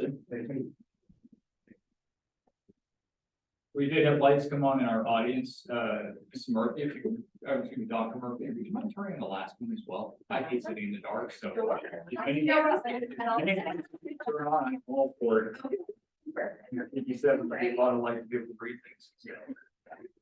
All right, so we're now going to our deliberation portion of this meeting. So with that, keep in mind that we are discussing items that we heard tonight from both candidates. I think we had a chance there ample time, roughly a half an hour with each of them to ask questions, get thoughts, clarify some things. Jason has the reputation of being that guy that asks uncomfortable questions, so we'll have that going forward with all of our guests. In the meantime, any initial thoughts, I will open it up for discussion, and we can go from there. Can I say something before we dig in too deep? I want to again say thank you for being here. And going through the process. Again, I deeply regret that this process was not conducted properly the first time. Mistakes are never fun to admit, but it's imperative that as civil servants and members of an elected public body that we recognize and acknowledge when an error has occurred and do our best to course correct. So there was no ill intent with the previous process this board undertook. We followed a precedent that was not in line with statute. And I am grateful for the opportunity to redress this process and grateful to all the residents, even those who were initially in the running, who volunteered to fill the vacancy. And I hope that everyone will continue to see ways to be constructively involved. Sorry, that's my. No, I appreciate that. It's the board chair, I screwed the first time, and now I should have said that as well. But yes, thank you, Shannon, for that. So my initial thoughts are we have two tough choices tonight, and I think that from the questions that we asked, we spent the majority of our time on each of those interviews. Neither decision is going to be universally popular, but I don't know that that's really something we can worry about. So that is how I would start it off. Jason? Yeah, I guess I want to try to at least frame my thoughts and kind of how I view myself walking through this process of decision. How would I frame it this way? We have 6 months to work with this person, and that's really what we're looking at in the window. So I think when we view this, maybe you're gonna say the same thing. Viewing it from that lens, we have a 6-month window where we get to work with this person, or a 6-month window where we have to put up with this person, however you wanna look at it. So I think that from that vantage point, that's the lens that I'm looking at it from, but I'd love to hear your thoughts on that, Jason. Yeah, so I mean, the ones I'm looking at it from is, I want to choose the candidate who's going to provide us the best opportunity to get over the hurdles that we've had, right? Whose experience or whose connections, or however it might be, it's gonna give us the best chance at crafting the budget. It's gonna give us the best chance at getting whatever facility, who has the knowledge and the experience to do that, for the connections like that. The way I'm thinking of it, and like you said, it's only 6 months. As you also said, Tom, I agree, no matter who we choose, 50% of the town, we like commissioners. So I love being in that situation. It's great. Yeah, so I think I'm glad we're talking about the lens that we're using, because I think it's important that we establish that, especially for anyone watching. I really want to know if this is a nonpartisan position. I know that there are, partisan groups and in town who would certainly promote and push to their membership that we choose one applicant over another. And I think come March, the time for that when the entire community can weigh in on applicants based on, if their values align or their thinking aligns. I want to be clear though, the lens that I plan to use tonight, unless I'm directed in a different direction, Tom, will not be based on an individual's political affiliation or personal set of values and beliefs. Now, when I head to the polls in March as a private citizen, those factors may play into my decision matrix, but as a representative of this body, I'm really looking for someone who is going to be best suited to practical court service, for the next 6 months. So that's the lens that I'm using unless I'm supposed to be using a different lens here. No, I'd say that would be the lens that I would be looking at as well. I will say, that when we are looking through that lens, we can look at it, what's the. And it's not, it has nothing to do with the politics of it. It has to do with the roots that someone has established in town, where somebody is new, as Tim had mentioned, he's new to this town. Greg has mentioned that he has a following, he's run twice in elections. That is something that I think makes me consider, how do we view that? If we want somebody that's new, been in town for, it's over a year now, but, how does that look to the town? They say, I don't know who this guy is, other than on Facebook or, with previous, interactions, previous public comments and other meetings, whereas Greg has been here and has clearly built up a, following the right word, but has people that he's interacted with and has built up a group of supporters that work with him and had a chance to really get to know him. Yeah, again, I feel like that's a slippery slope for me because I don't know what I don't know, right? I know people that I've heard from because they've reached out. But I feel really uncomfortable to base my opinion on that. I know, Greg has run twice, and he's not here yet, right? So you can interpret that 2 different ways, right?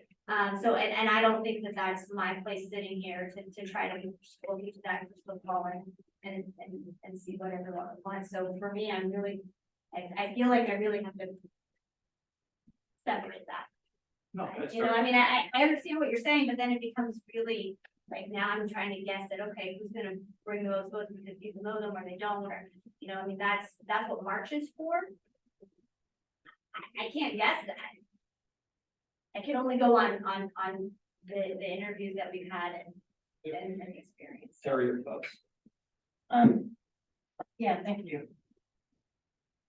I think a couple of things. I know that several people have reached out and said, hey, you had an election, why not just go to the next one on the list?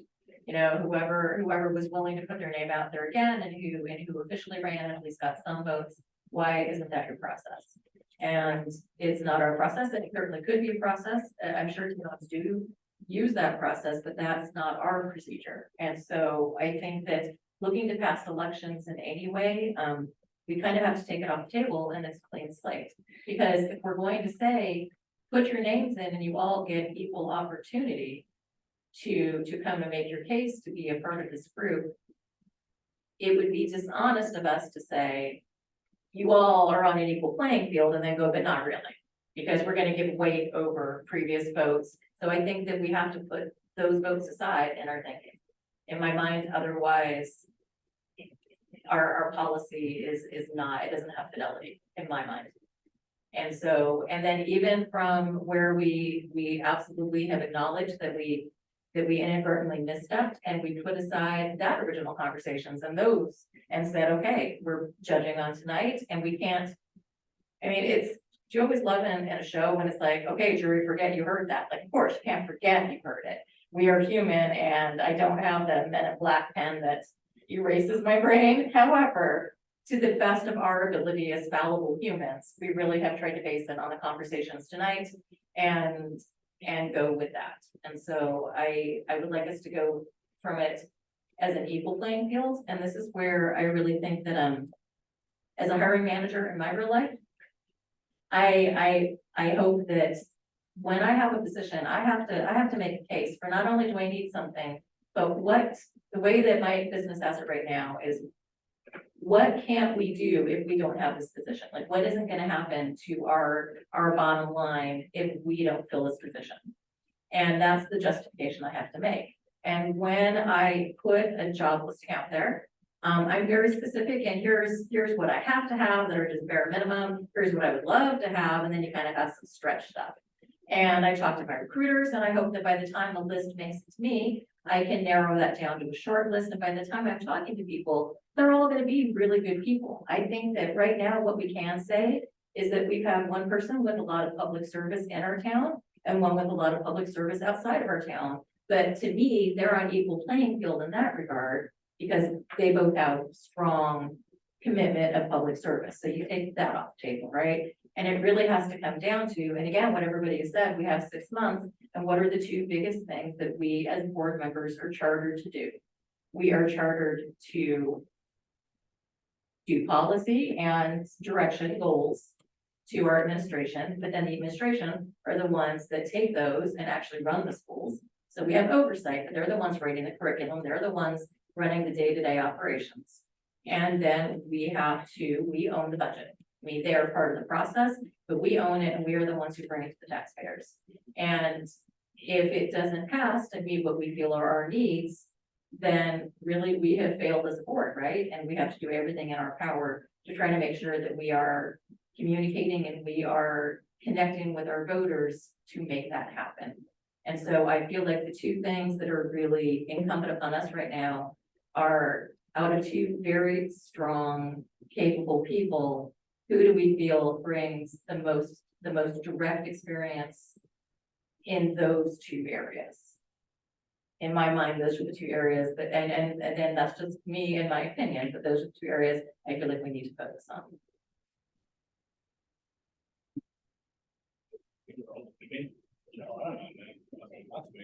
All right, so from the experience side of things, I mean, I think, again, there's a 6-month window that we're working to disperse, and what can we get done in 6 months, and what experiences are going to help with that. Knowing town dynamics is helpful with this.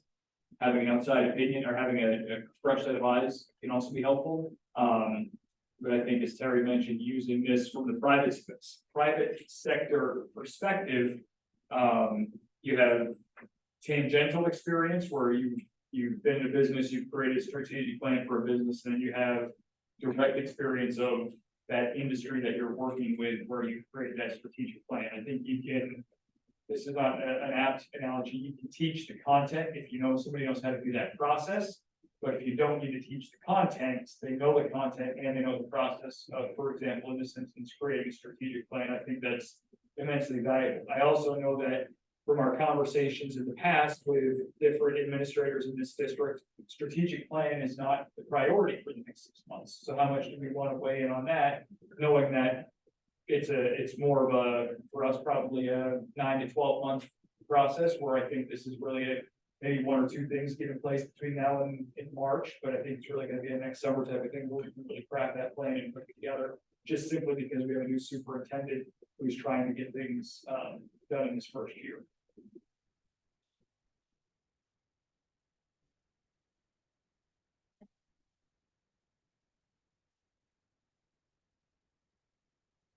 I don't have any questions. I don't know what to say. Yes, you want to do that. Yeah, sure. I mean, so I'll say something that I said when we did this, but didn't do this. Is I'm interested in somebody different from us, right? Somebody who, and I would say both candidates meet that criteria.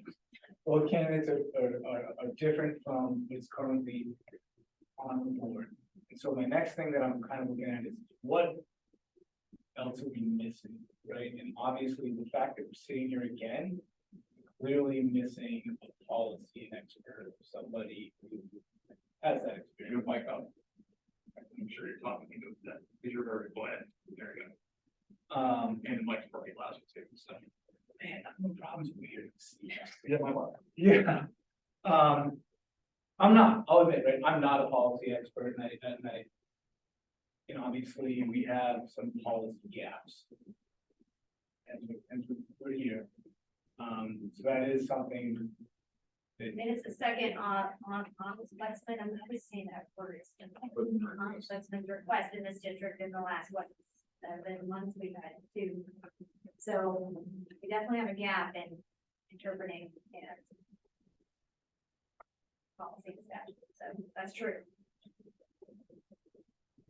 So I know we don't want this to be a political conversation, and this is not meant to be the politics of an individual, but there is something to be said for this board's perceived lack of trust. We've all seen this from a vocal amount of the population, minority, majority, whatever you want to say. Maybe at this point it's in the majority because budgets didn't pass, the school didn't pass, and the budget only needed a 50% tally.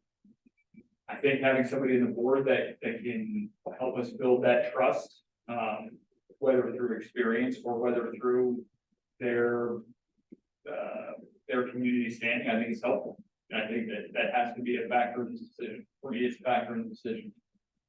I mean, I think it's a factor, I think it's really. It's subjective, right, so we talked to, 100% so if subjective. your circle is a circle to find one person. To be someone who they would believe in, that works, right?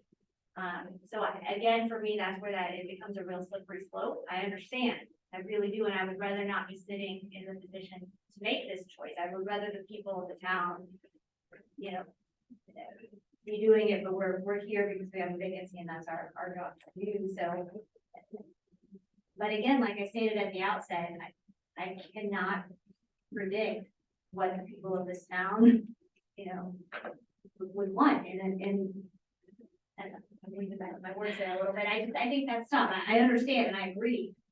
But it's hard to make it, it's hard to make a selection based on a political question at who's gonna bring the most votes come March for our budget.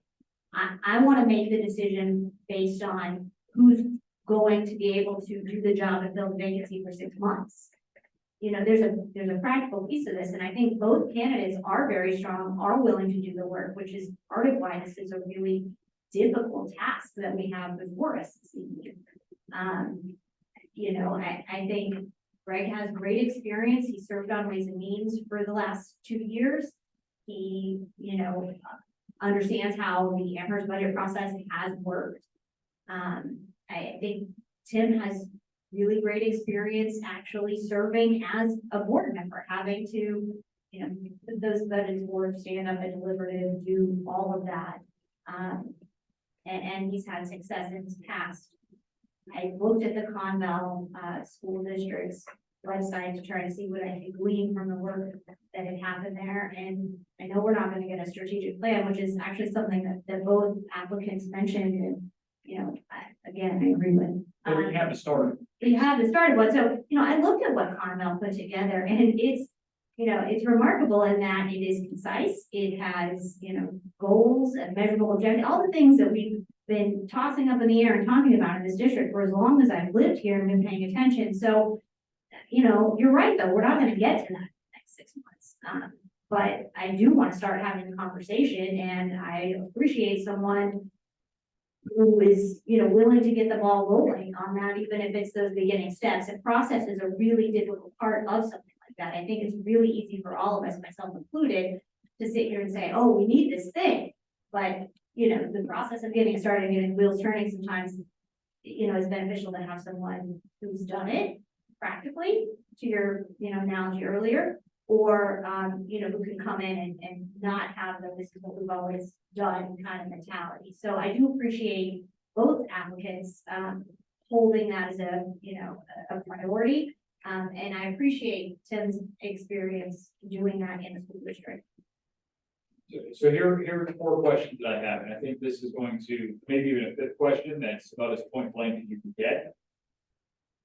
Who do we feel is going to support the decisions of this board? Do we think there's a difference between when we do a vote and then to what the supporting actions are going to be if there's a dissenting vote? If either of them dissents on a policy vote that we have or votes that we have, are we confident that both will still, based on their answers tonight, will still go out there and support the board in that decision and cheerlead for it? Or if they have to be the chair that voted against something and they still have to get up there and sell it during deliberative, be able to support that and make folks realize that, you know, he's behind that decision, even though he voted against it.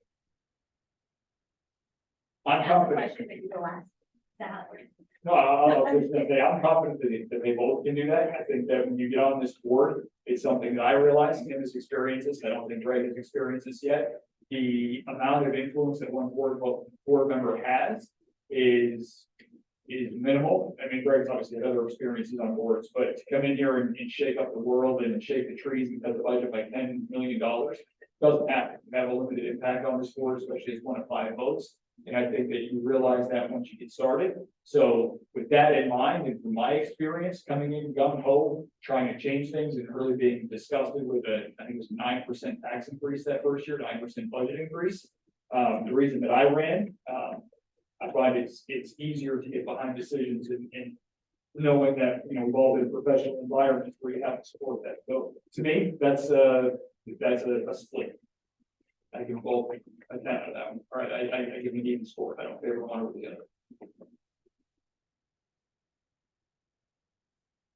And to me, that's a fact, because we can't trust that somebody's gonna come on and have those conversations and be able to say, all right, vote's done, this is the decision, we all go and support it now. Somebody's gonna be posting on social media or talking with folks behind the scenes saying, hey, it's a really stupid decision, I'm not gonna support that, and trying to, I don't think that's likely with either one of these guys.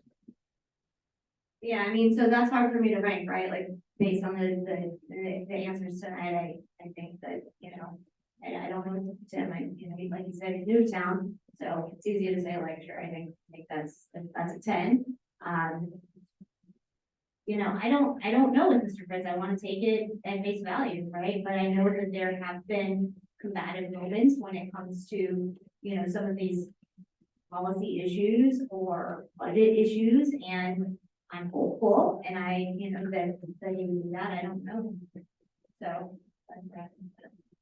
I wasn't on the board, right? Like, I wasn't on the board, last year during the budget season. And neither was Mr. Fritz, right? So he was, when he spoke against or for things, that was not speaking as a member of the board, so. Yeah, that's sort of a magic ball question. Are you giving it to me? Yeah, I mean, somebody else has Thanks.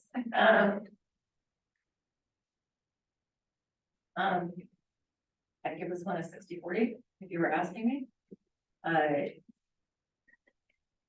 All I can say is what I've seen. And I have seen that in the past. Greg has had a harder time moving on from decided things that are now in the past.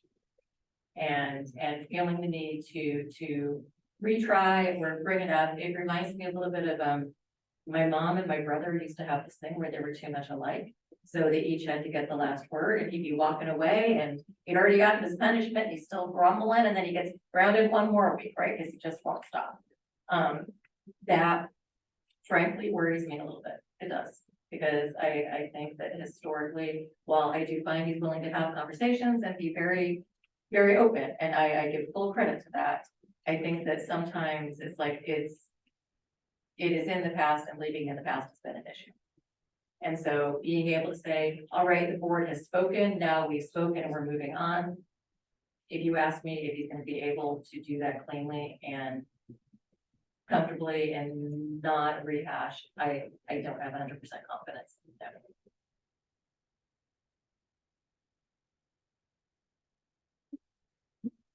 Yeah, I mean, I think I'm kind of in line, I tend to agree, I mean, I do think that is a concern, right, that's a concern we talked about last time, it's predictability, actually, a lot of decisions that we made in the past, and then supporting what we do. Because, you know, who knows, we're human, we don't know what policies and decisions are gonna come before this board, and Greg, and it's right, to vehemently disagree with what we do, and obviously he vehemently disagrees with some of the decisions. I wasn't on the board at that time, but the previous board members have made, and I don't know that he'd be able to help that or solve that. No, hopefully we're never having to make such drastic decisions in the future, but concern. I don't know if that concern has been alleviated based on it tonight. Go ahead, Tom, number 2. No, it's, yeah, I waffle back and forth on this. I feel like we're gonna keep coming to these same conversations. But my gut instinct is to say, if you were going into the poll on voting day today, who would you vote? Because essentially that's what we're doing. We're nominating somebody who's that's gonna have the biggest impact on this board to be able to work with us, to help the community gain trust in the board, to bring experience to the board, whatever that diverse set of experiences in their life are, to gain community trust for themselves, to be somebody that's gonna support the decisions of the board. These are all factors that I think about when I go into voting day, whether I've been on the board or whether I was off the board. So to me, I feel like if we think of that question. If somebody wants to make a motion to nominate somebody, we can have that discussion. But if you want to just think about who you would vote for, you want to share that, as a straw poll, we can go, I'm not really sure. You want us to answer that question first, and then Yeah, I think, some type of consensus. make a you know, motion. who did, if you were voting for one of these two. If I were you- voting today, Yes. admittedly, it would be a hard decision, based on tonight, it would be a hard decision, right? I came in here thinking that it was, that the interviews were gonna go one way, didn't quite go exactly as I thought they would, to be honest, which is, in some ways a credit to both. But if I were in the poll and I had to vote, I think there's a lot of similarities between both candidates. To your earlier question, Tom, I don't know that voting for either of these candidates would guarantee us trust with 75% of the population. I think voting for one will get you 40 to 50, voting for the other will get you 35 to 45. If that makes sense. So that's just kind of what I think. So I would kind of, if I were voting, I would take that out, and I would really be kind of voting on kind of the lens that I said I would be using today. It's who has the experience to help us meet the goals that we have to deliver the best education. I think that's, and to be honest with you, I think that's the goal of both candidates is to get to how can we deliver the best education, who has experience with digging into some of these issues. And for me, I think Greg has lots of experiences. Greg has lots of experience with, the budget and things like that. But I think Tim has more of the policy experience that I don't have. So if I were voting, I would vote for Tim. So thanks for ripping the Band-Aid off there, Jason. I'm not gonna put this under the lens of the fireworks and ballot box, because there are a lot of things that But I are. think, Jim, my No, point it's- to it's the worth it, question right? is, Okay. it's a, again, a pithy way to ask the question. No, but I'm saying it's a pithy way to ask the question, but I want that line of thinking, because we can sit here all night and just go back and forth and toss up. Well, this guy does this, and I rank that a 51 out of 100, but this one's a 49, so if I put that in a matrix, they're still even, so I want us to be able to make a decision. And the way that I make decisions like this for me is the dumbest, simplest question possible. If I were voting for somebody, and again, through that lens, it doesn't have to be exactly that, but that's what I'm looking for us to get to, because that's the best way to make a decision, I think. I'm getting I'm it. just, I'm just making it clear that, what my lens that I'm using is not my personal, what I would do if I were in the ballot box based on my personal set of values, beliefs, political affiliation. I stated that earlier. I think the SAU board as a whole has a wide tapestry of all of that. We have members who use social media to decry or support, pursuing social injustices in the world. We have more board members who have stood for national politicians. We have board members who are, New Hampshire State House of Representatives, right? We have all of that. So that's not my lens. My lens right now is, out of the two very strong candidates that we have, who do I think can hit the ground running, practically speaking, and bring something to the table that we don't have? I would go with Tim. Eric? So I'd like to add one more layer, quite honestly, and say that we're often asked, what about other towns? Do you talk to them? Do you learn from them? Do you benchmark against them? You can't know how to do everything the best yourself. When we first hired our current superintendent, he was principal. And one of the reasons that he rose to the top was because he was successful in the district, in the challenging district where he served. And that was a huge part of why he was chosen to come here to Sohegan. Both that he believed in the principles of Sohegan, and he had a proven track record. When we hired Steve, our assistant superintendent, but our interim last year, a huge part of it, I was here for both of these, and so a huge part of that was his track record and his experience and the successes that he had. And so I think that it would be negligent of us to have the opportunity to learn from someone who comes from a complex district, has direct experience, had a sign of support that he was the chair. And as you know, and as we say every year, we don't do it just because you're willing. We choose you as chair because we feel like you're very good at it. It is really a signal of support. So out of 13 people to rise to the chair, that's saying something. it really is. It's saying that you're successful at what you do. And that you are respected by, I'm sure, a very diverse set of opinions and personalities. And so to me, it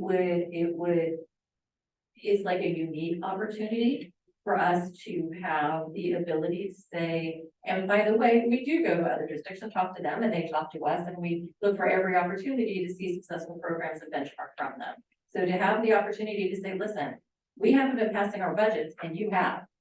Come help us learn from you how to get closer to that. I've looked at the webpage as well for Compound, and it's fantastic. I've looked at the plan, it's fantastic. This is where we have been talking to, and you have taken the practical steps to get there. And we have the opportunity to pick your brain and start moving in that direction in a practical way. I think we would be squandering that opportunity if we didn't take advantage of it. And so for that reason, I would lean towards Tim. Well, I'll keep mine short. I can relate this to my recent interview experience at work for a position. Highly qualified, one applicant was, or one person that interviewed was, newer to this career path that he was on, but had very, I will say, modest success in the first couple of years there.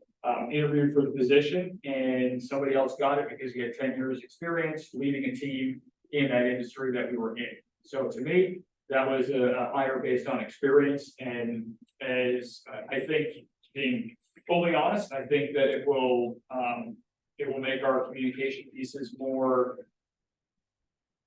Well, I think we'll need to work harder to spread the word of the budget, if I'm being honest, to get things out there and to really get support of the budget as a board crafting this.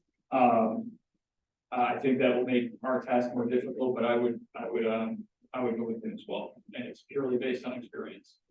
So with that, I will take a motion to nominate Tim for the position of the board. Any further discussion? Anybody else have anything? I'll make that motion. So we have a motion to nominate Tim DeBerge to fill the vacancy for the next 6 months instead of Victoria Parisi. Can I get a second?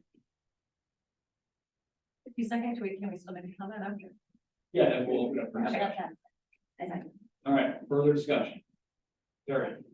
All right, so actually, I would just like to thank again, both of you for being willing.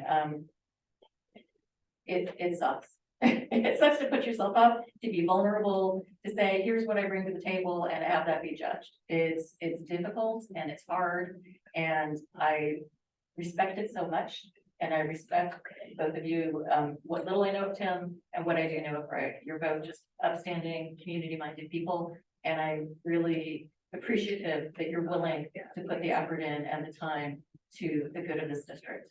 And if we vote in a minute and it does go Tim's way, I would like to truly invite you, Greg, to please get involved with facilities, because I know it's an area where you have a strong interest. And I love having your voice as part of what we do. And your passion as part of what we do. And so I'd like to just kind of on the record, make that invitation. And yeah, that's what I want to say. Any further comments? I mean, I echo what Barry says, it's tough to put yourself out there, and this was not an easy, decision for any of us. I know we felt both, but I just thank you to everyone, like whatever we do, this isn't an easy decision. Okay, with that, I will call a roll call vote, just to make it official, starting with Jason. White, yes. Gascoigne, yes. Beam, yes. And Gothier, yes. Greg and Tim, I appreciate the efforts here, and I appreciate you guys coming back for a second round and answering some tough questions and being open and honest and transparent with us through the entire process. So with that, I will call Tim. I'll have you come back to the microphone, Tim.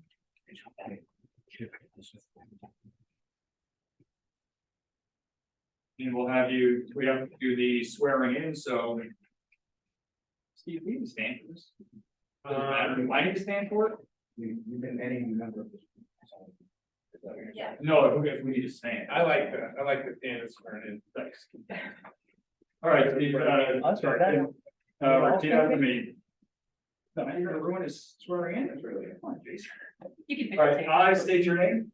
I, Tim Burge, do solemnly swear do solemnly swear that I will bear faith and true allegiance that I will bear faith and true allegiance to the United States of America and the state of New Hampshire, to the United States of America and the state of New Hampshire, and will support the constitutions thereof, so help me God. and will support the constitutions thereof, so help me God. I state your name, I, Tim Burge, do solemnly and sincerely swear and affirm do solemnly swear, do solemnly and sincerely swear and affirm that I will faithfully and impartially that I will faithfully and impartially discharge and perform all the duties discharge and perform all the duties incumbent on me as a school board member incumbent on me as a school board member for the Amherst School Board, of the Amherst School, according to the best of my abilities, according to the best of my ability, agreeably to the rules and regulations agreeably to the rules and regulations of this Constitution of this Constitution and the laws of the state of New Hampshire. and the laws of the state of New Hampshire. So help me God. So help me God. That's it. You are officially appointed, Mr. LeBurge. Thank you. And with that, I will call our SAU 39 administration and building leaders back to the table. I'd like to move for a 5-minute recess. We can take a 5 minute recess. We will continue at 7:40 tonight. Sir. Today we'll go back in session at 7:42. We appreciate everybody's patience when we took that 7-minute break now. Before we open a public comment, now that Terry is back, there is one bit of action that we needed to do tonight. Tim, I will ask that you refrain from voting on it. You were not a board member when we put this suspension in place, but going back to our meeting 2 weeks ago, we had to, in order to do a reconsideration, we had to suspend policy BEA. That policy states that any reconsiderations have to be done, you have to notify in advance and then do it in that meeting. So we obviously couldn't do it. We found out in that meeting that we had to reconsider. So we had to suspend the policy to allow us to reconsider 2 weeks later, which is today. So with that, I would like to take a motion to unsuspend policy BEDDA to re-implement policy BEDDA. I'll make a motion to re-implement that policy. Okay, can I get a second? Second. It was the most 4-second in history. Mary, any further comment, any questions on that? Okay, so take a vote, voting yes in favor, 1, 2, 3, 4, and Tim, 1 abstention. We'll have 1 abstention on that, as Tim was not a member of the board at that time. I did that whole thing. All right, so now we will continue on, and we will open up for public comment tonight. If you have public comment online, raise your hand. Name in the avatar, turn your camera on, we'll promote you to panelists, you'll have 3 minutes. We do have a couple of folks here in person, so I will open it up in person first.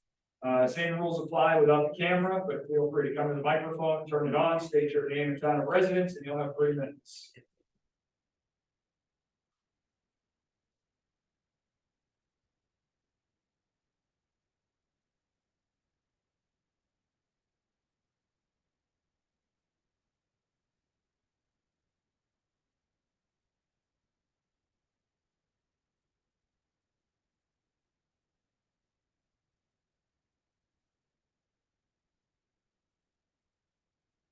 Kaplan, Amherst, New Hampshire.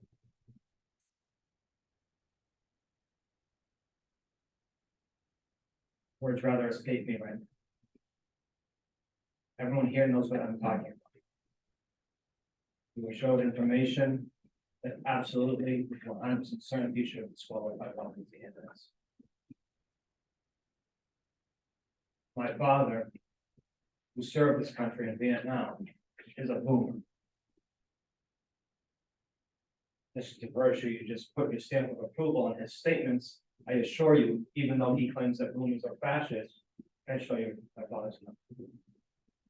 Even though none of you know how he votes, you don't know who he supports and who he doesn't, I assure you. My mother, who lost her brother in Vietnam, also a boomer, not a fascist. No boomers that I know personally are fascists. If they are, they keep it pretty well hidden. I know many people of all religions, Christians, Jews, Muslims, atheists. Not a one of them are fascists, as Mr. Burge calls Christian fascists. I have a family that's been homeschooled. And I assure you, they're not conspiracy theorists, they're not moon bats, they don't deny the moon landing. as Mr. Taberge claims that they do. The vicious smear. This board was defended on numerous occasions online, and I didn't ask you, any of you, what your politics were. I didn't ask what your positions were. I didn't ask what your religion was. I did not care. I just simply saw people through social media unfairly targeting members of this board, and I stood up for you, regardless of where you stand. Even though I disagree on some of your points, I agree on others. I stood up for you. You did not stand up for the people of this town. I said that this man, it's not whether you agree with his politics, viewpoints, his policies, none of that mattered. It mattered whether you agreed with his treatment of others, especially those who he disagrees with. Members on this side of the table, you questioned Mr. Fritz about disagreements in the past, valid questions. I'm sure, though, that this man and none of the other candidates that stepped down from this process smeared you as fascists, Nazis, as moonbats, or whatever other vicious language this gentleman chose to hurl at people he didn't even know. If I sound angry, it's because I'm rather angry right now. I have a right to be, just like thousands of other residents, when they see what has gone on here, I'm gonna be just as angry. If you choose to cut me off, you can. I can be the result of violence. If you dehumanize and demonize your fellow neighbors, just as the fascists of the past did, I will not call you a fascist. I will call you what you are, a demagogue. If you lie, manipulate, misrepresent, and gaslight just as fascists did, I will still not call you a fascist. I will call you what you are, a liar and a hypocrite. If you resort to intimidation and fear mongering just as fascists did, I will not call you a fascist. I will call you what you are, an uncompromising brute. And even if that intimidation escalates, as it almost always does, to violence, just as fascists use against their own people, then I will still not call you a fascist. I will call you what you are, a violent criminal. It is only when I've seen that someone has adopted all the beliefs and tactics of a fascist, a complete unwillingness to debate and compromise, which this man has stated he will not compromise, a willingness to commit violence to achieve political goals, the suppression of the free exchange of ideas and of good faith, honest faith, the unrestricted supremacy of the state above the individual, again, followed by the targeted destruction of any individual that refuses to fall in line and a murderous hatred of anyone that disagrees. It is then and only then that I will call you what you have proven yourself to be, a fascist. And you can sit there and you can smirk. But I will call you what you are. You are a demagogue and a liar. And the fact that this town just put the stamp of approval on it. That is the trust that I have in this board. I'm gonna try to separate that from my personal affiliation with people. However, as a board, the trust is gone.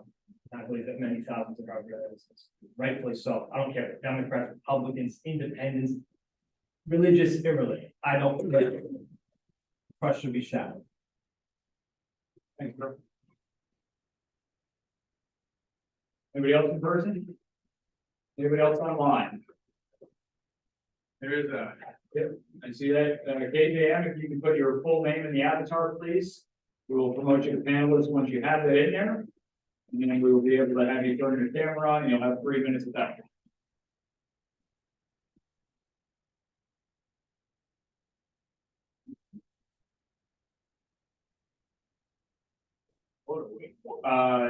KJM, I will ask that you put your name in the avatar first, please.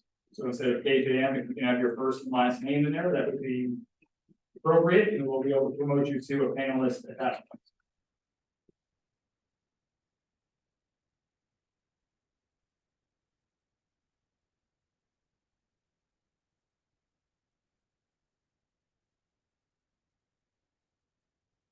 Okay, KJM is not put first and last name in the avatar. That is our policy to be able to have that for transparency's sake for folks that are listening at home. Have we done this, Stephen, so he can really promote it regardless? I don't remember. I wonder if we need to help KJM change the name. Yes. It would require me to kind of do it too, Steve. Going to hit the 3 dots and then. Yeah, KJM, if you hover over your picture, you'll have Hover over your picture, there's the three dots in the upper right, you can click on that, and then down below you can rename. Yeah. I would not know that after 3.5 years of using Zoom Infodex.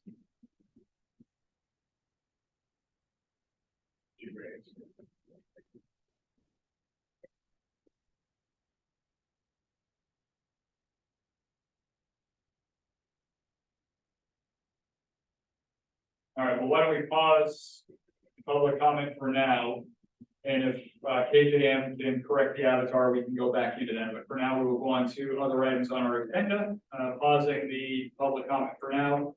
Again, KJM, hover over your screen, three dots, rename first and last name, and then we can promote you to a panelist for your public comment. So moving on to our consent agenda tonight. I will take a motion to pass the consent agenda as presented.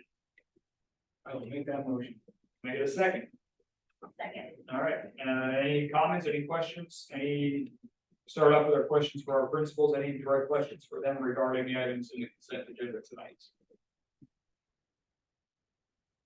I don't have, it's not really a question, but, yeah, so at the, Vulcan School, the space, the learning commons space, that was great. I know we had a really, difficult decision and conversation regarding request for funds to do some things there, and I'm just really impressed to see that and what you were able to come up with in lieu of, you know, the first request, and I'm curious, has that been in play yet? Are you guys using it? How's it working out?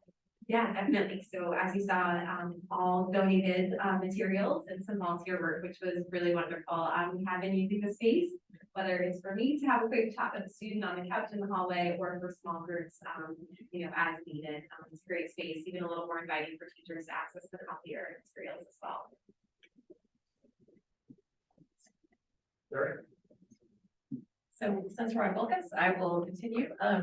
I would like to know about the enrollment. This is a bigger shift than I'm used to seeing in this short of a time frame. Can you tell me a little bit about this? As far as the decrease, Yeah. yeah, so we had a large bubble year last year with our fourth grade that transitioned to AMS. So that was a grade that we had 7 sections of fourth grade with last year, a bubble year of about 157 students. And those students transitioned to AMS.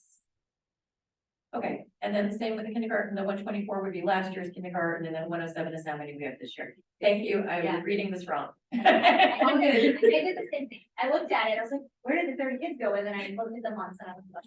Yeah, okay, thank you, just, never mind that really dumb question, but thank you for explaining. And that was, by the way, love the pictures of the teachers in here and all their little matching shirts. That is so incredibly awesome. I love to see them feeling like team first grade, team kindergarten, all of those are great. I did have a question also for middle school, but if Jason, do you have any Vulcans ones? I wanted to say on the middle school side, I know that last year it was a challenge making it through all the evaluations. And so kudos for hitting it right away this year and doing this informals and getting in classroom as was your goal. I know that it is hectic at the beginning and there's always a million things. And to say you're gonna do it and actually do it, thank you for following through on that goal. I can report that we have been in every single classroom in the first 2 weeks of school. We made that a priority, sometimes even 2 or 3 times. And those were completely informal in that didn't write them up, didn't submit them, just talk to the teachers and wrote a quick note. And then we've already started, we've had a few formals done and we have probably almost 10 informals done at this point as well. So we are trying to get a head start and we appreciate the support of the SAU. They're gonna be helping us with that a lot. That is fantastic. I think the improvements as well. Thank you for the pictures of some of the great things going on, and I would love to hear a little bit more about the roof. And I know that was a big summer project, and woohoo, a little less leaking. Tell me more. I do have some updates in our. Wait till later. We can wait. Good work. Yes, I'm looking at the picture and I'm all excited. I'm about it. happy that there is a spot of improvement in the building. We're looking forward to continued improvement. So Any other questions for the principals or any other items in the consent agenda we'd like to address tonight? I have a question. Good. So on the enrollment, do you always do month to month versus where you were last year?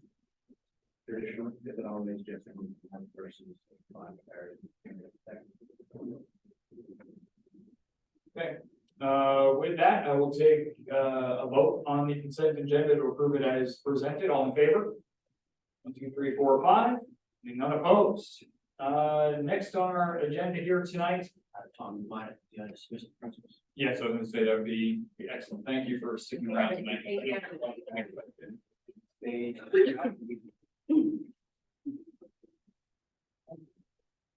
As they make their way out, I can share, it's already in the agenda packet for tonight, but we had proposed.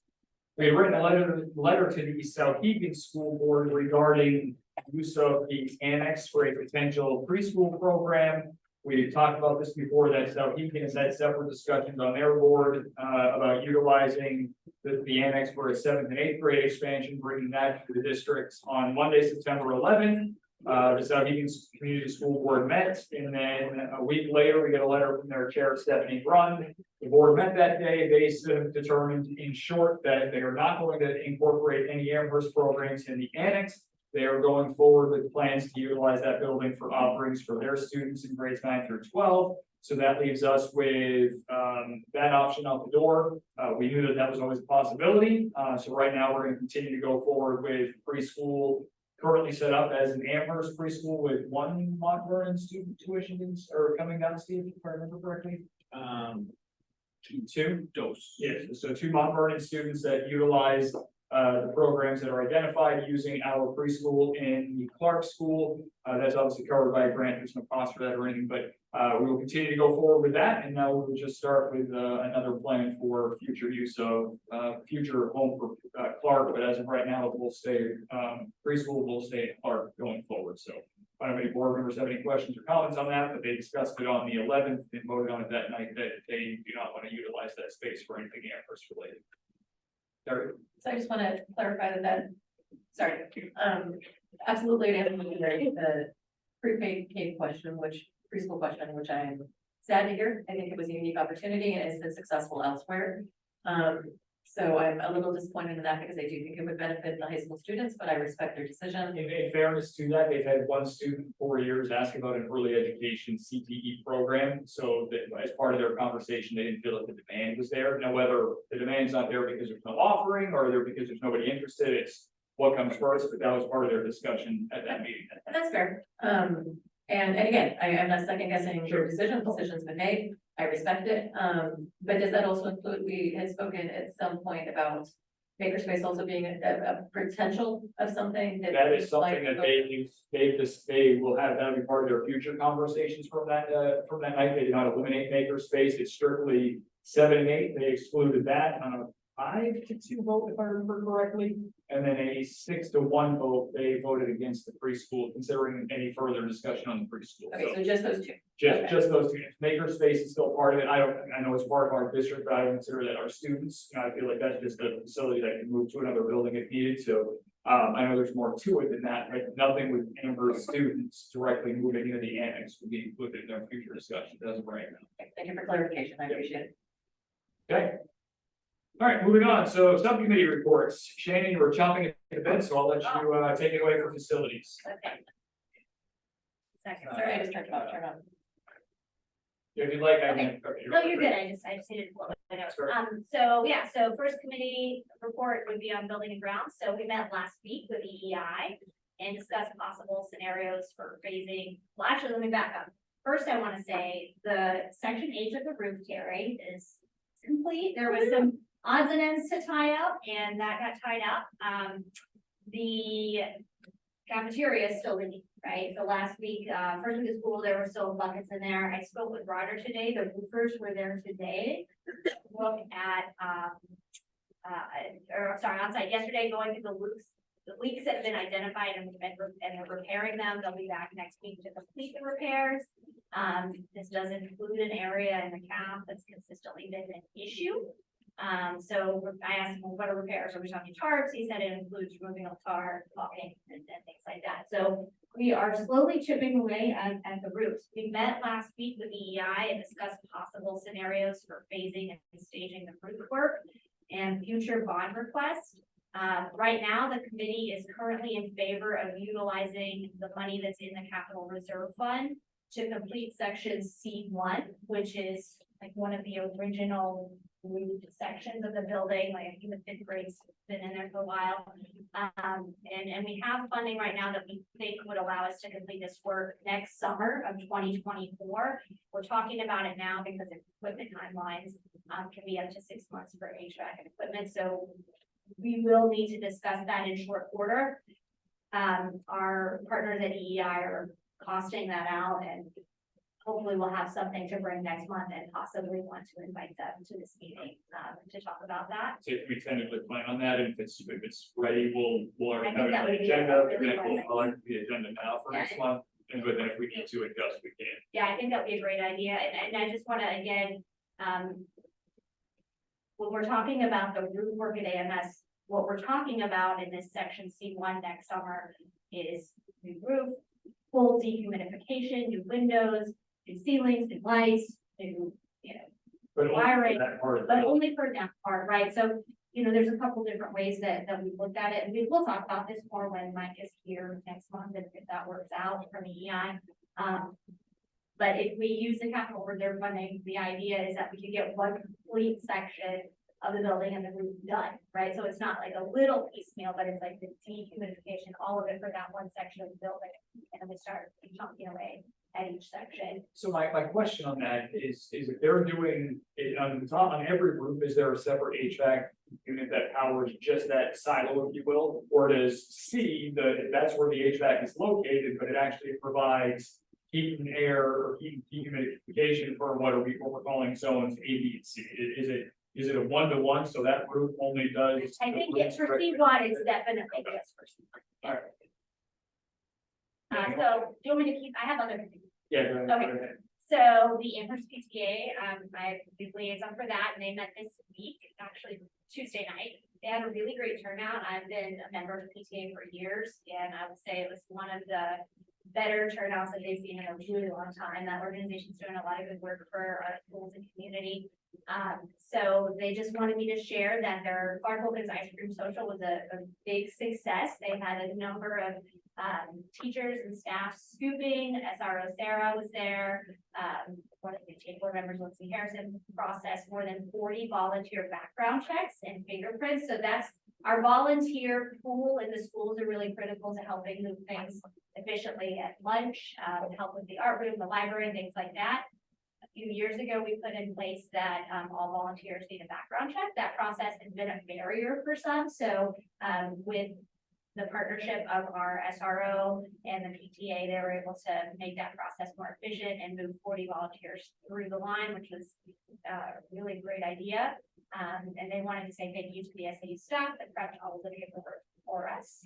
And then they have two big fundraisers coming up, which is the Booster Dawn fundraisers. They will run concurrently for both Clark Wilkins and AMS October 2nd through the 12th. And at Clark Wilkins, that will culminate with a fun run on October 12th at Wilkins. And then the long-standing tradition of the Amherst PTA play, which I think is in like its 67th year or something. I don't know if I have that number quite right, but it's very close to that number. We'll be doing auditions in October, which is different from their normal January, in order to process the adult volunteer background checks in time. So that's October 22nd and 23rd, and the show will be in April.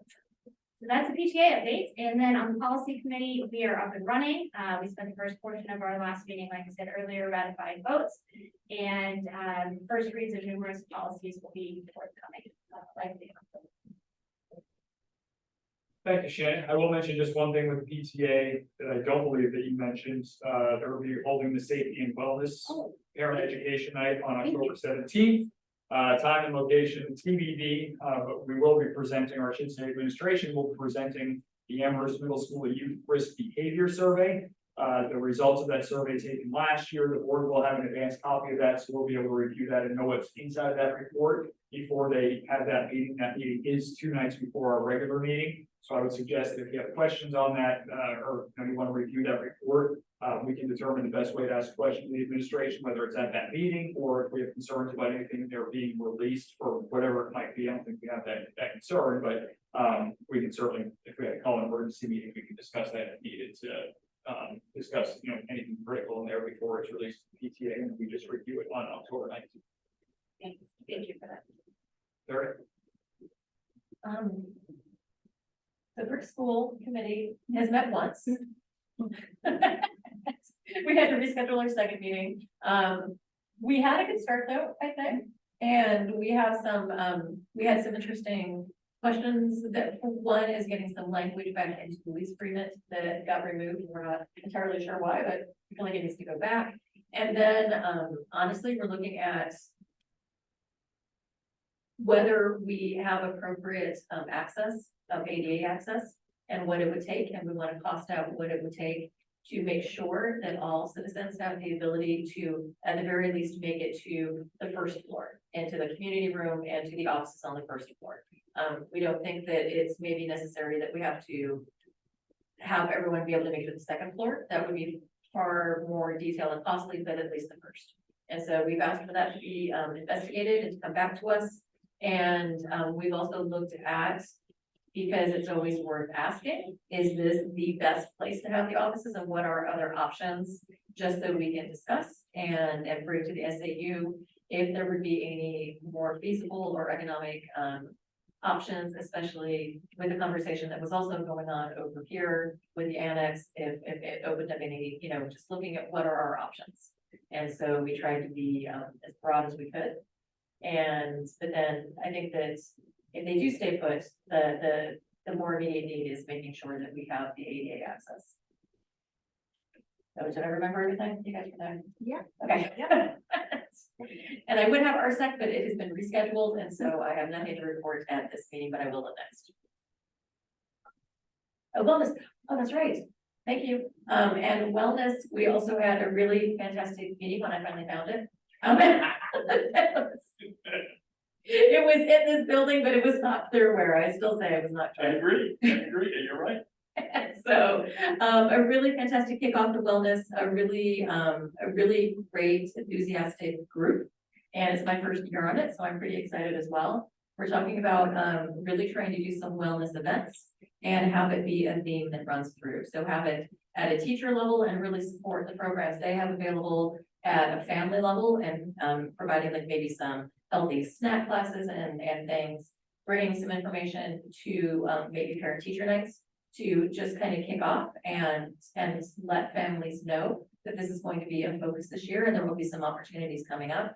And then we had talked about doing one big event, but instead we said, let's have multiple opportunities where they can be more focused to things that people may be interested in finding out more about and supporting, and using some of our partners, like our health trust partners, to come in and, is it health trust? Yep. That and to provide some education and some swag. That's always nice. So yeah, we're looking at and really trying to make it be kind of a holistic offering across the SAU this year. Thank you. Keep it going. Jason, you. Yeah, so, Amy and I went to our last CIP prior to coming to this meeting. I don't think there's really much to say in relation to how that group functions with this group. One thing I would advocate that we visit, and this is my own, Amy did not ask me to say this. I don't know that it's a good use of Amy's time to continue to be at CIP. Other than when it's the school's turn to present what we should talk about. I mean, I would agree with you on that. I having been on that committee and not being able to go with every other meeting in the world scheduled for in the last 5 weeks. yeah, I would think that having one of us there is fine, other than, I don't think the fire chief is there at every meeting, other than the day that he's there to present. So I think, going forward, a board member is on there is fine, but then just bringing in an SAU member to discuss, or Amy in this case, to discuss on that day is a wise decision. respect. Big thumbs up, especially since they moved it to budget season in the first week of school. Can I ask a question, a CIP related question? Sure. Okay, so I just received correspondence from a community member who was concerned about some potential large ask from the town happening at the same time as a potential school bond. Can you shed any light on, in CIP? Are we talking about, are those conversations taking place? yeah, or those do we need to conversations- have a different lever to kind of collaborate with the town on at least thinking about, and I think Tim mentioned this in his interview earlier, how we're staging and phasing those things for the community. Yeah, so it's definitely a conversation that take place, right? So each of these, we correctly give a different perspective on it. But each, like, so the rec department shows up, fire department shows up, police department shows up, every department shows up to do the projects we have planned for the next 5 years or 10 years. They have it all mapped out. And then what happens is CIP committee, they take them all and they might move, right? Like, oh, well, that's a big ask here, let's move one of them. To be honest with you, there's not a lot of movement that generally takes place on the spreadsheet. It's just kind of like, because basically what we've been told is that the board of selectmen can do whatever they want. It's just kind of like here's what's coming up. There are some big asks. There are some Nothing big that asks. really stands out. I'm looking at it now, the waterfall sheet, and I think that the highest is $1 million a year, and that's coming from our CRF funding. Most of that is already, put pre-tax at that point, so. I mean, unless You're I'm talking missing about something. for us, you're talking about for other. I think the biggest ask I see on there is just open space acquisition. That was what, open space. 26, no, it's 2.2 million, it's a lot over a year, but it's, Yeah. there's nothing that's 10 million for a. No, I guess, yeah, big ask. It's a lot of big angles. Yeah. Yeah, and something about the development of a trail on the rail trail better. Yeah. I don't have dollars. Parks and Rec has, 367 every year, starting at 26. So again, they're not small, but it's not like, nothing I look on there that makes me. go, Nothing "Oh, like oh, the size of oh." our bonds. Correct. Yeah. Although that open space acquisition, like, being about the same size, potential bond over the course of time, but. Right, so I guess I just wanna make sure that we're having conversations that see if that's the place, or if not, I know in the past, on the first year that we took something to bond, we were going to the selectmen meetings and talking. I'm just putting it out Yeah, there. no, I think the end result, Shannon, is that we all have different needs, so much like we've seen in the facilities in this district, we all want to be on the same page, but. Last year, we still had, or 2 years ago, we still had a facility project up there, so he still put up their science lab, so in the end, we all have needs, we have to be able to meet, and so as budget stating, it would be nice. Who's gonna take the back seat? I think you can do that to a certain extent, you can have those conversations, but we can't delay a school 5 years because they want to purchase open land in the town, and so I think. There's limitations to those conversations, but they are being had at that meeting. Yeah, we are some asks that, my perspective, is like, you has. You need a truck, and we need to fix it or buy a new one, at least one. Those are the questions you can have, or is the police buy or repair. So those questions will happen at the board, like, we might move to have a conversation with you about it. I hope that. Nope, that does, thank you. Any other subcommittees? Tim, would you be willing to serve in that policy subcommittee as a second again? Of course. Okay, thank you.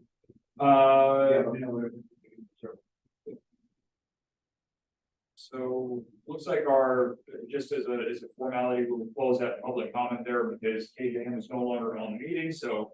We apologize if KJM wasn't able to get on and figure out how to do that transfer, but we do have that policy in place just to ensure that we are welcoming in citizens of this town, for public comment, as we go through this process. So, moving on to concussion policy.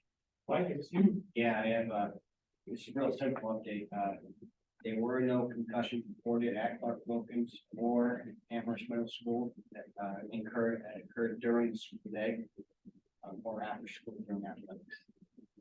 In the last year, last month, The last, the 22-23 school. during athletics, but were there concussions, do we monitor for if a kid just falls in gym class or a kid falls walking to the bathroom? We are monitoring that. No, we monitor this through the school nurse and the athletic department. Okay, so We monitor during the school day and at co-curricular and athletic activities. Sounds like those helmets we got paid on right now. That's good news. Perfect. And I think, say any question of this whole thing? Yeah, Okay. Clark Wilkins and That's such a compliment, because obviously sports, they're a little more impact and a lot bigger kids and a lot more speed than I wanted to talk about, so. Great, Warren Spalding Trust, Stephen Mike on this one. Christine, I'm sorry. Yes. Just as a quick reminder, we have, the Lawrence Spalding Trust Fund, which is a trust with the towns, the trustees of the trust funds manage that.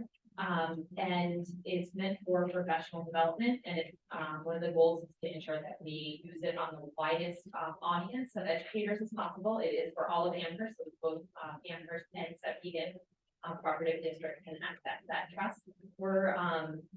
We've already went to the Muskegon board to request the funding from that trust, that piece portion for our in-service day in October.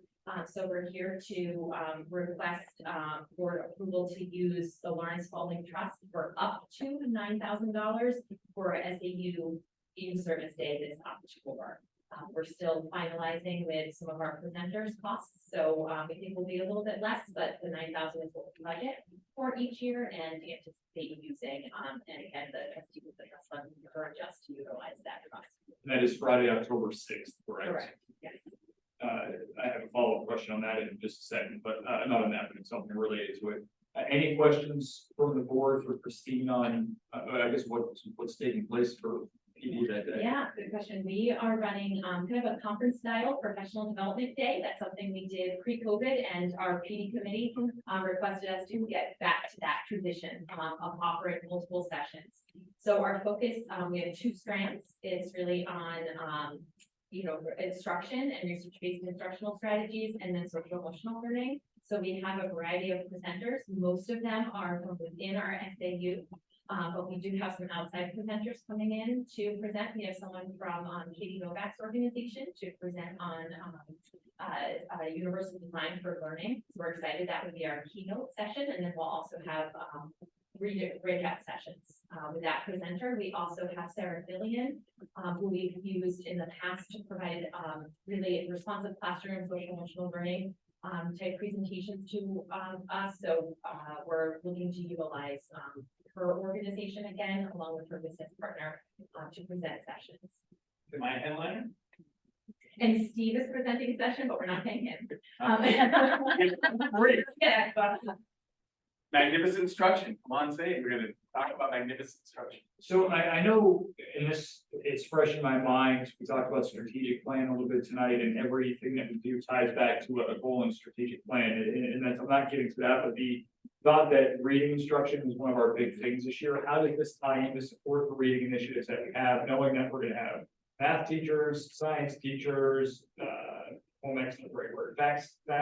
So we're gonna have all different variety of teachers in there, but how does this tie back to support our goals of increasing literacy, especially in K-4? Yeah, and Christine can speak. There has been literacy institutes in the summer. We've had Christine's coordinating reading specialist. I've been fortunate to attend a couple of meetings with reading specialists. We just had a training on some data with this all the time. In the session that the largest component of the section I do was how to utilize research evidence-based practices, which encompasses all areas. So I'm doing 7 attributes of magnificent instruction, what that framework looks like for teachers, which is reading, which is best practice in all areas. But there is a component, Jason's digging in, and Christine and I might be digging in on science and reading, and all that stuff, and that there's components there too. Yeah, we have probably about 7 or 8 different sessions that our teachers are presenting on, and our many from our reading specialists actually tightly aligned to literacy. Happy to share, as I have in the past, share the agenda once it's finalized with our school boards. But there is a deep focus on literacy. You'll probably see nearly half of the sessions, the breakout sessions, really tie in, and the universal design for learning really looks at how we provide, really how we design our instruction to make sure we meet all of the learners in the classroom, which is really an important piece on the literacy side as well. So while the instructional lens may be broad, a lot of our focus is actually on that first side.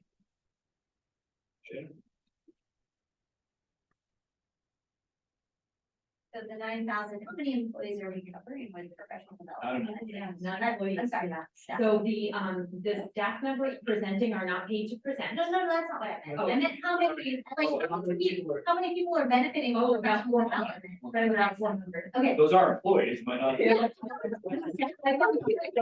much you paying, like, employees with the $9,000? I didn't want. No, that's, Yeah, that's. they're what I was outside talking about. consultants. Yeah, no, that was, okay, thank you. Yeah. Compares, we're also, middle of the day, we're also, unveiling our educator effectiveness work, our teacher evaluation and peer evaluation work. Will be right around lunchtime that. And that will be presented, that'll be presented to the SAU board in October about all the summer work we're doing on teacher educator effectiveness. That's being unveiled, that day for staff. Is it all of AMS and North Wilkins together? The whole SAU, so Mount Vernon Oh, and great. Eden as well. Yeah. So we're excited because it pulls from a larger group of educators willing to present and then lots of sessions. So, wider variety of session options. So this is a selfish question. Is there any piece of this that would be appropriate for us, like maybe the keynote to attend? Because I really miss some of those enrichment opportunities, just as somebody who wants to stay up to date on, what we're learning and what we're focusing on. Love to have you. Definitely. Okay, and so if you could send us an actual agenda, Yes. That'd be Yeah. great. thank you. And it sounds great. Yeah, I'm excited for it. Any other questions on that? Question I had that I want to follow up on was first early release yesterday. I know it was different. I assume it was different topics than what we did last year. That's why we did them at the end of the day, but now is the first go forward end of the day one. Thoughts, comments on that? More efficient, less efficient, everybody together, or the buildings stay segregated? The two buildings did stay separate. At Clark Wilkins, they focused on really transition. So teachers were able to meet with, colleagues from the previous grade level, talk through, student needs and ask questions. So it was really transition type meetings, which was very helpful just because there's often not time for that during the day. And then at AMS, they did a required training that we do for staff to support them in strategies and help to de-escalate students. And then they also, Kristen actually presented on block scheduling because the schedule is more of a block schedule and the instructional strategies that should be used in block scheduling and students even more on that. She did great. Yeah. It was fun. Yeah, but the overall sense I spent the early release up at Mount Vernon, so I can't speak specifically, but I think it was similar. Teachers were deeply engaged, excited to collaborate, and I think they felt good that their day had ended and then they were able to get to work and have a chunk of time. The only thing that I'll push back on that one is, and we've talked about this before in last year's discussions, I can't remember when, it might have been 2 years ago at this point, but to me, doing a transition meeting to discuss student needs after the students have already transitioned seems shutting the doors, I think cows have left the barn. Is it possible to do this at the end of the year, knowing that you may not have teacher A and teacher B collaborating because they don't know their classes yet, but they can at least do the grade level transitions? So good question, and I have kind of two answers. The quick answer is, we've already talked about looking at when that additional in-service day that we'll have next year should be placed, and whether or not these transition meetings could be happening, because it is deep professional development for a teacher to better understand the students that are coming to them. So we've already talked about that piece. We know it's a little bit late. We'd love to do it before our students arrive, but sometimes when you have a face to the name, that can be helpful. So you're talking in-service before the school year Yes. starts, okay? Yeah, So it's we next already had that for year. next year. Got it. But the challenge is that when you have, 120 kids in a grade level, for teachers to be, the goal is always to kind of at all of the students, not just, oh, this student might need this support. We want to hear about all of our students, and when there's 120 time-wise, and you don't know who is in your class, that can be a challenge. Any further questions? So we haven't taken the motion. No, so I'll take a motion to approve using $9,000 out of the Up to 9,000. up to $9,000 out of the Lawrence Spalding Trust for the professional development and service day on October 6th. I'll make the motion. Jason with the motion, second. Tim with a second. All in favor? 1, 2, 3, 4, 5 today. That is unanimous. It will pass. All right, last thing on our agenda tonight is the book reconsideration committee. So this goes back to policy, IJLKEC. Policy dictates that we need to commission, what's the word? We need to institute. Basically have to get a committee in place if there are any items in our libraries or any items in our curriculum that need to be reconsidered. So we have to have the discussion about constituting that board. The reconsideration committee for policy right now is one member of the school teaching staff chosen by the teaching staff, one school administrator appointed by the administrative team, 2 students chosen by a community council or the equivalent, 2 adult community members appointed by the board, and then the library media specialist. So the board obviously doesn't have a place on this because the board is the one that would be hearing any reconsideration topics, as we learned a couple of months ago at Southeast. I think the point that we want to make tonight is we want to open up this committee for consideration for applicants from adult community members. So I think that, to me, if anybody has any issues with that, I think we can go forward with that. If you want to take a motion to open up the reconsideration committee application process, it's typically, you know, this policy better than I do, Shane. Anything you want to elaborate on before we ask for that motion in terms of how long the applications are open? I don't think the policy specifies how long the applications are open, but I think to read through it. So let's open up the application process and then plan on giving a couple of weeks, I would imagine anyways. Do you have any insight on this? No, what's good is we're doing this proactively. That's how Aiken had to do this. We had to do a very quick window because it was west. So we can get the advertisement out, we can get it out to the community, a 2-week open period, collect the applications, and then the board can select a subcommittee to review and appoint, or that's typically how it does. So if you want to get some volunteers to do that, a subcommittee, this committee to make a recommendation to the board. In October, we can see the volunteers. I have a question. Membership, so at the high school level, I could see how the student chosen by the community council or equivalent part work. I guess I'm a little bit more concerned if somebody challenged something at Clark. Would we actually have preschoolers or? Yeah, so I think that's a great question, and I would actually wonder if we could suspend, like if we could take a vote to suspend that portion of the policy for the way I read- this board. Yeah, the reason I read this policy is this is a district-wide policy, which if this actually happened, means we would literally have to put a preschooler or a kindergarten on consideration committee. Is that? I'm not comfortable with that, but I would like to suspend. I don't know if we have to do that. I think we have to do an Amherst student. I don't know that it necessarily has to be a preschooler if it's an or if it's an. We could use our high school. We could use, no, you could use an 8th grade student. I think you have to do Amherst school district. Oh, Amherst. But I think the bottom line is, that was the second point I wanted to bring up, was that I agree with Shannon and probably with you too. I don't think a student at 14 and under is in any way capable of, 2 students no less. I don't know if students that are, that young are in a position to have to make that decision. The other interesting thing about this policy as it's currently written too, is I think we're appointing the policy now as a proactive measure, right? But I think there's a time frame too. It's like a multi-year committee, if I'm not mistaken.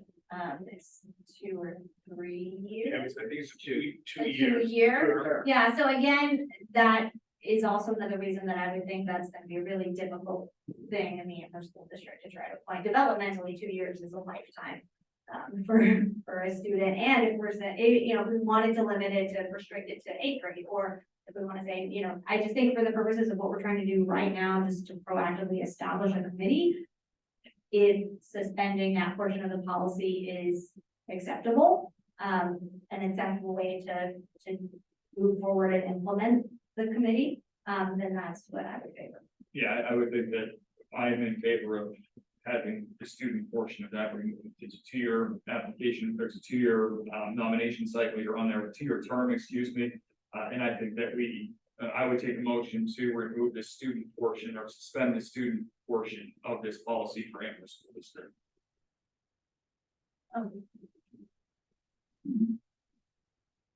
I'm reluctant to take the student voice Well, entirely out of it. Well, Terry, do you want to take a motion, then we can discuss the motion? Sure. If somebody wants to make the motion, we can further discuss it. I was. No, I sorry, I thought we were still discussing, so go ahead and whoever wants to motion.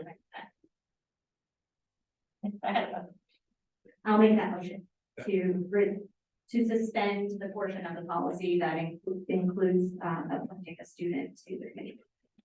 Then second, I'll second for purposes of discussion. okay, now we can discuss there. Your Yeah, thoughts? no, thanks. I absolutely understand the concerns, I do, but I feel like we're trying younger and younger to have our students really have leadership opportunities in the lowest grades. And at middle school, by the time you're 7th and 8th grade, I mean, we're prepping them to go be community council members, we're prepping them to go be student leaders. And so to feel like they wouldn't have valid, appropriate, and if it's content that that they're affected by as well. If it's content that's in their school, why wouldn't they be able to also have a voice in that? So I'm okay with restricting it to older students, that makes sense to me, but. Can I just give a little, so we just rehashed this last week in policy when we had to ratify the votes, and I brought up my concern with, this is a pretty big, like, what we have, kindergartners to 8th grade, I'm not comfortable with it. I'm not comfortable with it for a lot of reasons, not that I'm not a fan of student voice and choice, I just feel like increasingly, a number of the things that we're seeing in these reconsideration committees are, they're really heavy. And our youth are already subjected to so much in the world and are struggling with mental health, and the weight of something like this, as we have seen in our own community, it's a lot. But so as we rehash it in policy and we haven't had the first read on the policy yet, we did add some language that would allow the members of the committee to, the adult members of the committee to, excuse the younger members of the committee if it was something that was, and I don't have the language right in front of me because it's not ready to go yet, and we're still working through it in policy. But all that to say, that's not how the policy is written right now, right? Like, are we really trying to rewrite the policy, or are we just trying to establish a committee, which for the purposes of getting something established, why don't we just suspend it? I don't know. Is there a community council or equivalent at Clark Wilkins or AMS? The principal's council at Clark Wilkins, which I think is comprised of 4th graders, by companies on here. So like a national junior honor I'm society. just, right, but that's not necessarily. There's no Right. technical. I guess my point is that I would, from a purely technical read, you could read that and say, don't have that. At either of our facilities, so that particular line doesn't apply. It is, but you have to read into that, and we would have to explain not appointing a student because there is no community council or equivalent. Now, if AMS all of a sudden decided they wanted to have something that looked like community council, then that's in play. I don't think junior honor society meets that because that's not just elected, there's other requirements to get into, so. And I appreciate Shannon, the policy committee's digging in on this. Really what we need to do tonight is start the process to Sure. appoint the adults. The adults is what takes board approval. It takes 2 weeks. Everything else can be done very rapidly. It was the adult portion that held up, because otherwise you get the group and then you call parents and you do all that stuff. So whether you want to rescind some or just do that was what we learned from 780 is let's get the adult piece done, the student piece and the teacher piece is very quick. The adult piece. I mean, so I would say that if there is no community council or equivalent at either school, then there's no way to meet that requirement. Yeah, and I think if the policy is still working on this, I don't think we vote to suspend it tonight. I think we probably withdraw your suspension, your Yeah, I mean, motion, Shannon. If we're not looking to, But we're only appointing adults. I don't even think, Yeah. then that's fine. I don't even think you could, if there is no community, if there's no. But if one were appointed tomorrow, that was a project at AMS, then it would come into play. Then it would So, happen. yeah. I think for tonight's purposes, I don't think we need to eliminate anything out of this. This policy is still working on it. We'll have a first read. There are a few other items in here I'd like to discuss a little further anyway. But then we also, if we're only appointing the adults and opening that application process, I think that's a separate discussion from what other members we want on this committee down the road. Yeah, no, I'm fine with that. It's a good call though. But I just didn't know if we needed to suspend it to make it, No, I don't think, I think we just because That's clear than that. you only need applications, if you want to withdraw that motion. I'll make I withdraw the motion. Just withdraw. So the motion is off the table today. I will take a motion instead to open I'll take a motion to open the application process to seek 2 community adult members to serve on the resource reconsideration subcommittee. I'll make that motion. Okay, Jason. I get a second. Terry with a second. Any further discussion on that? Shannon. Oh, no, sorry, I was just voting. Shannon. All in favor of voting yes on that? 1, 2, 3, 4, 5. That passes unanimously. That is the final item we had on our agenda tonight. We'll open up our second public comment session.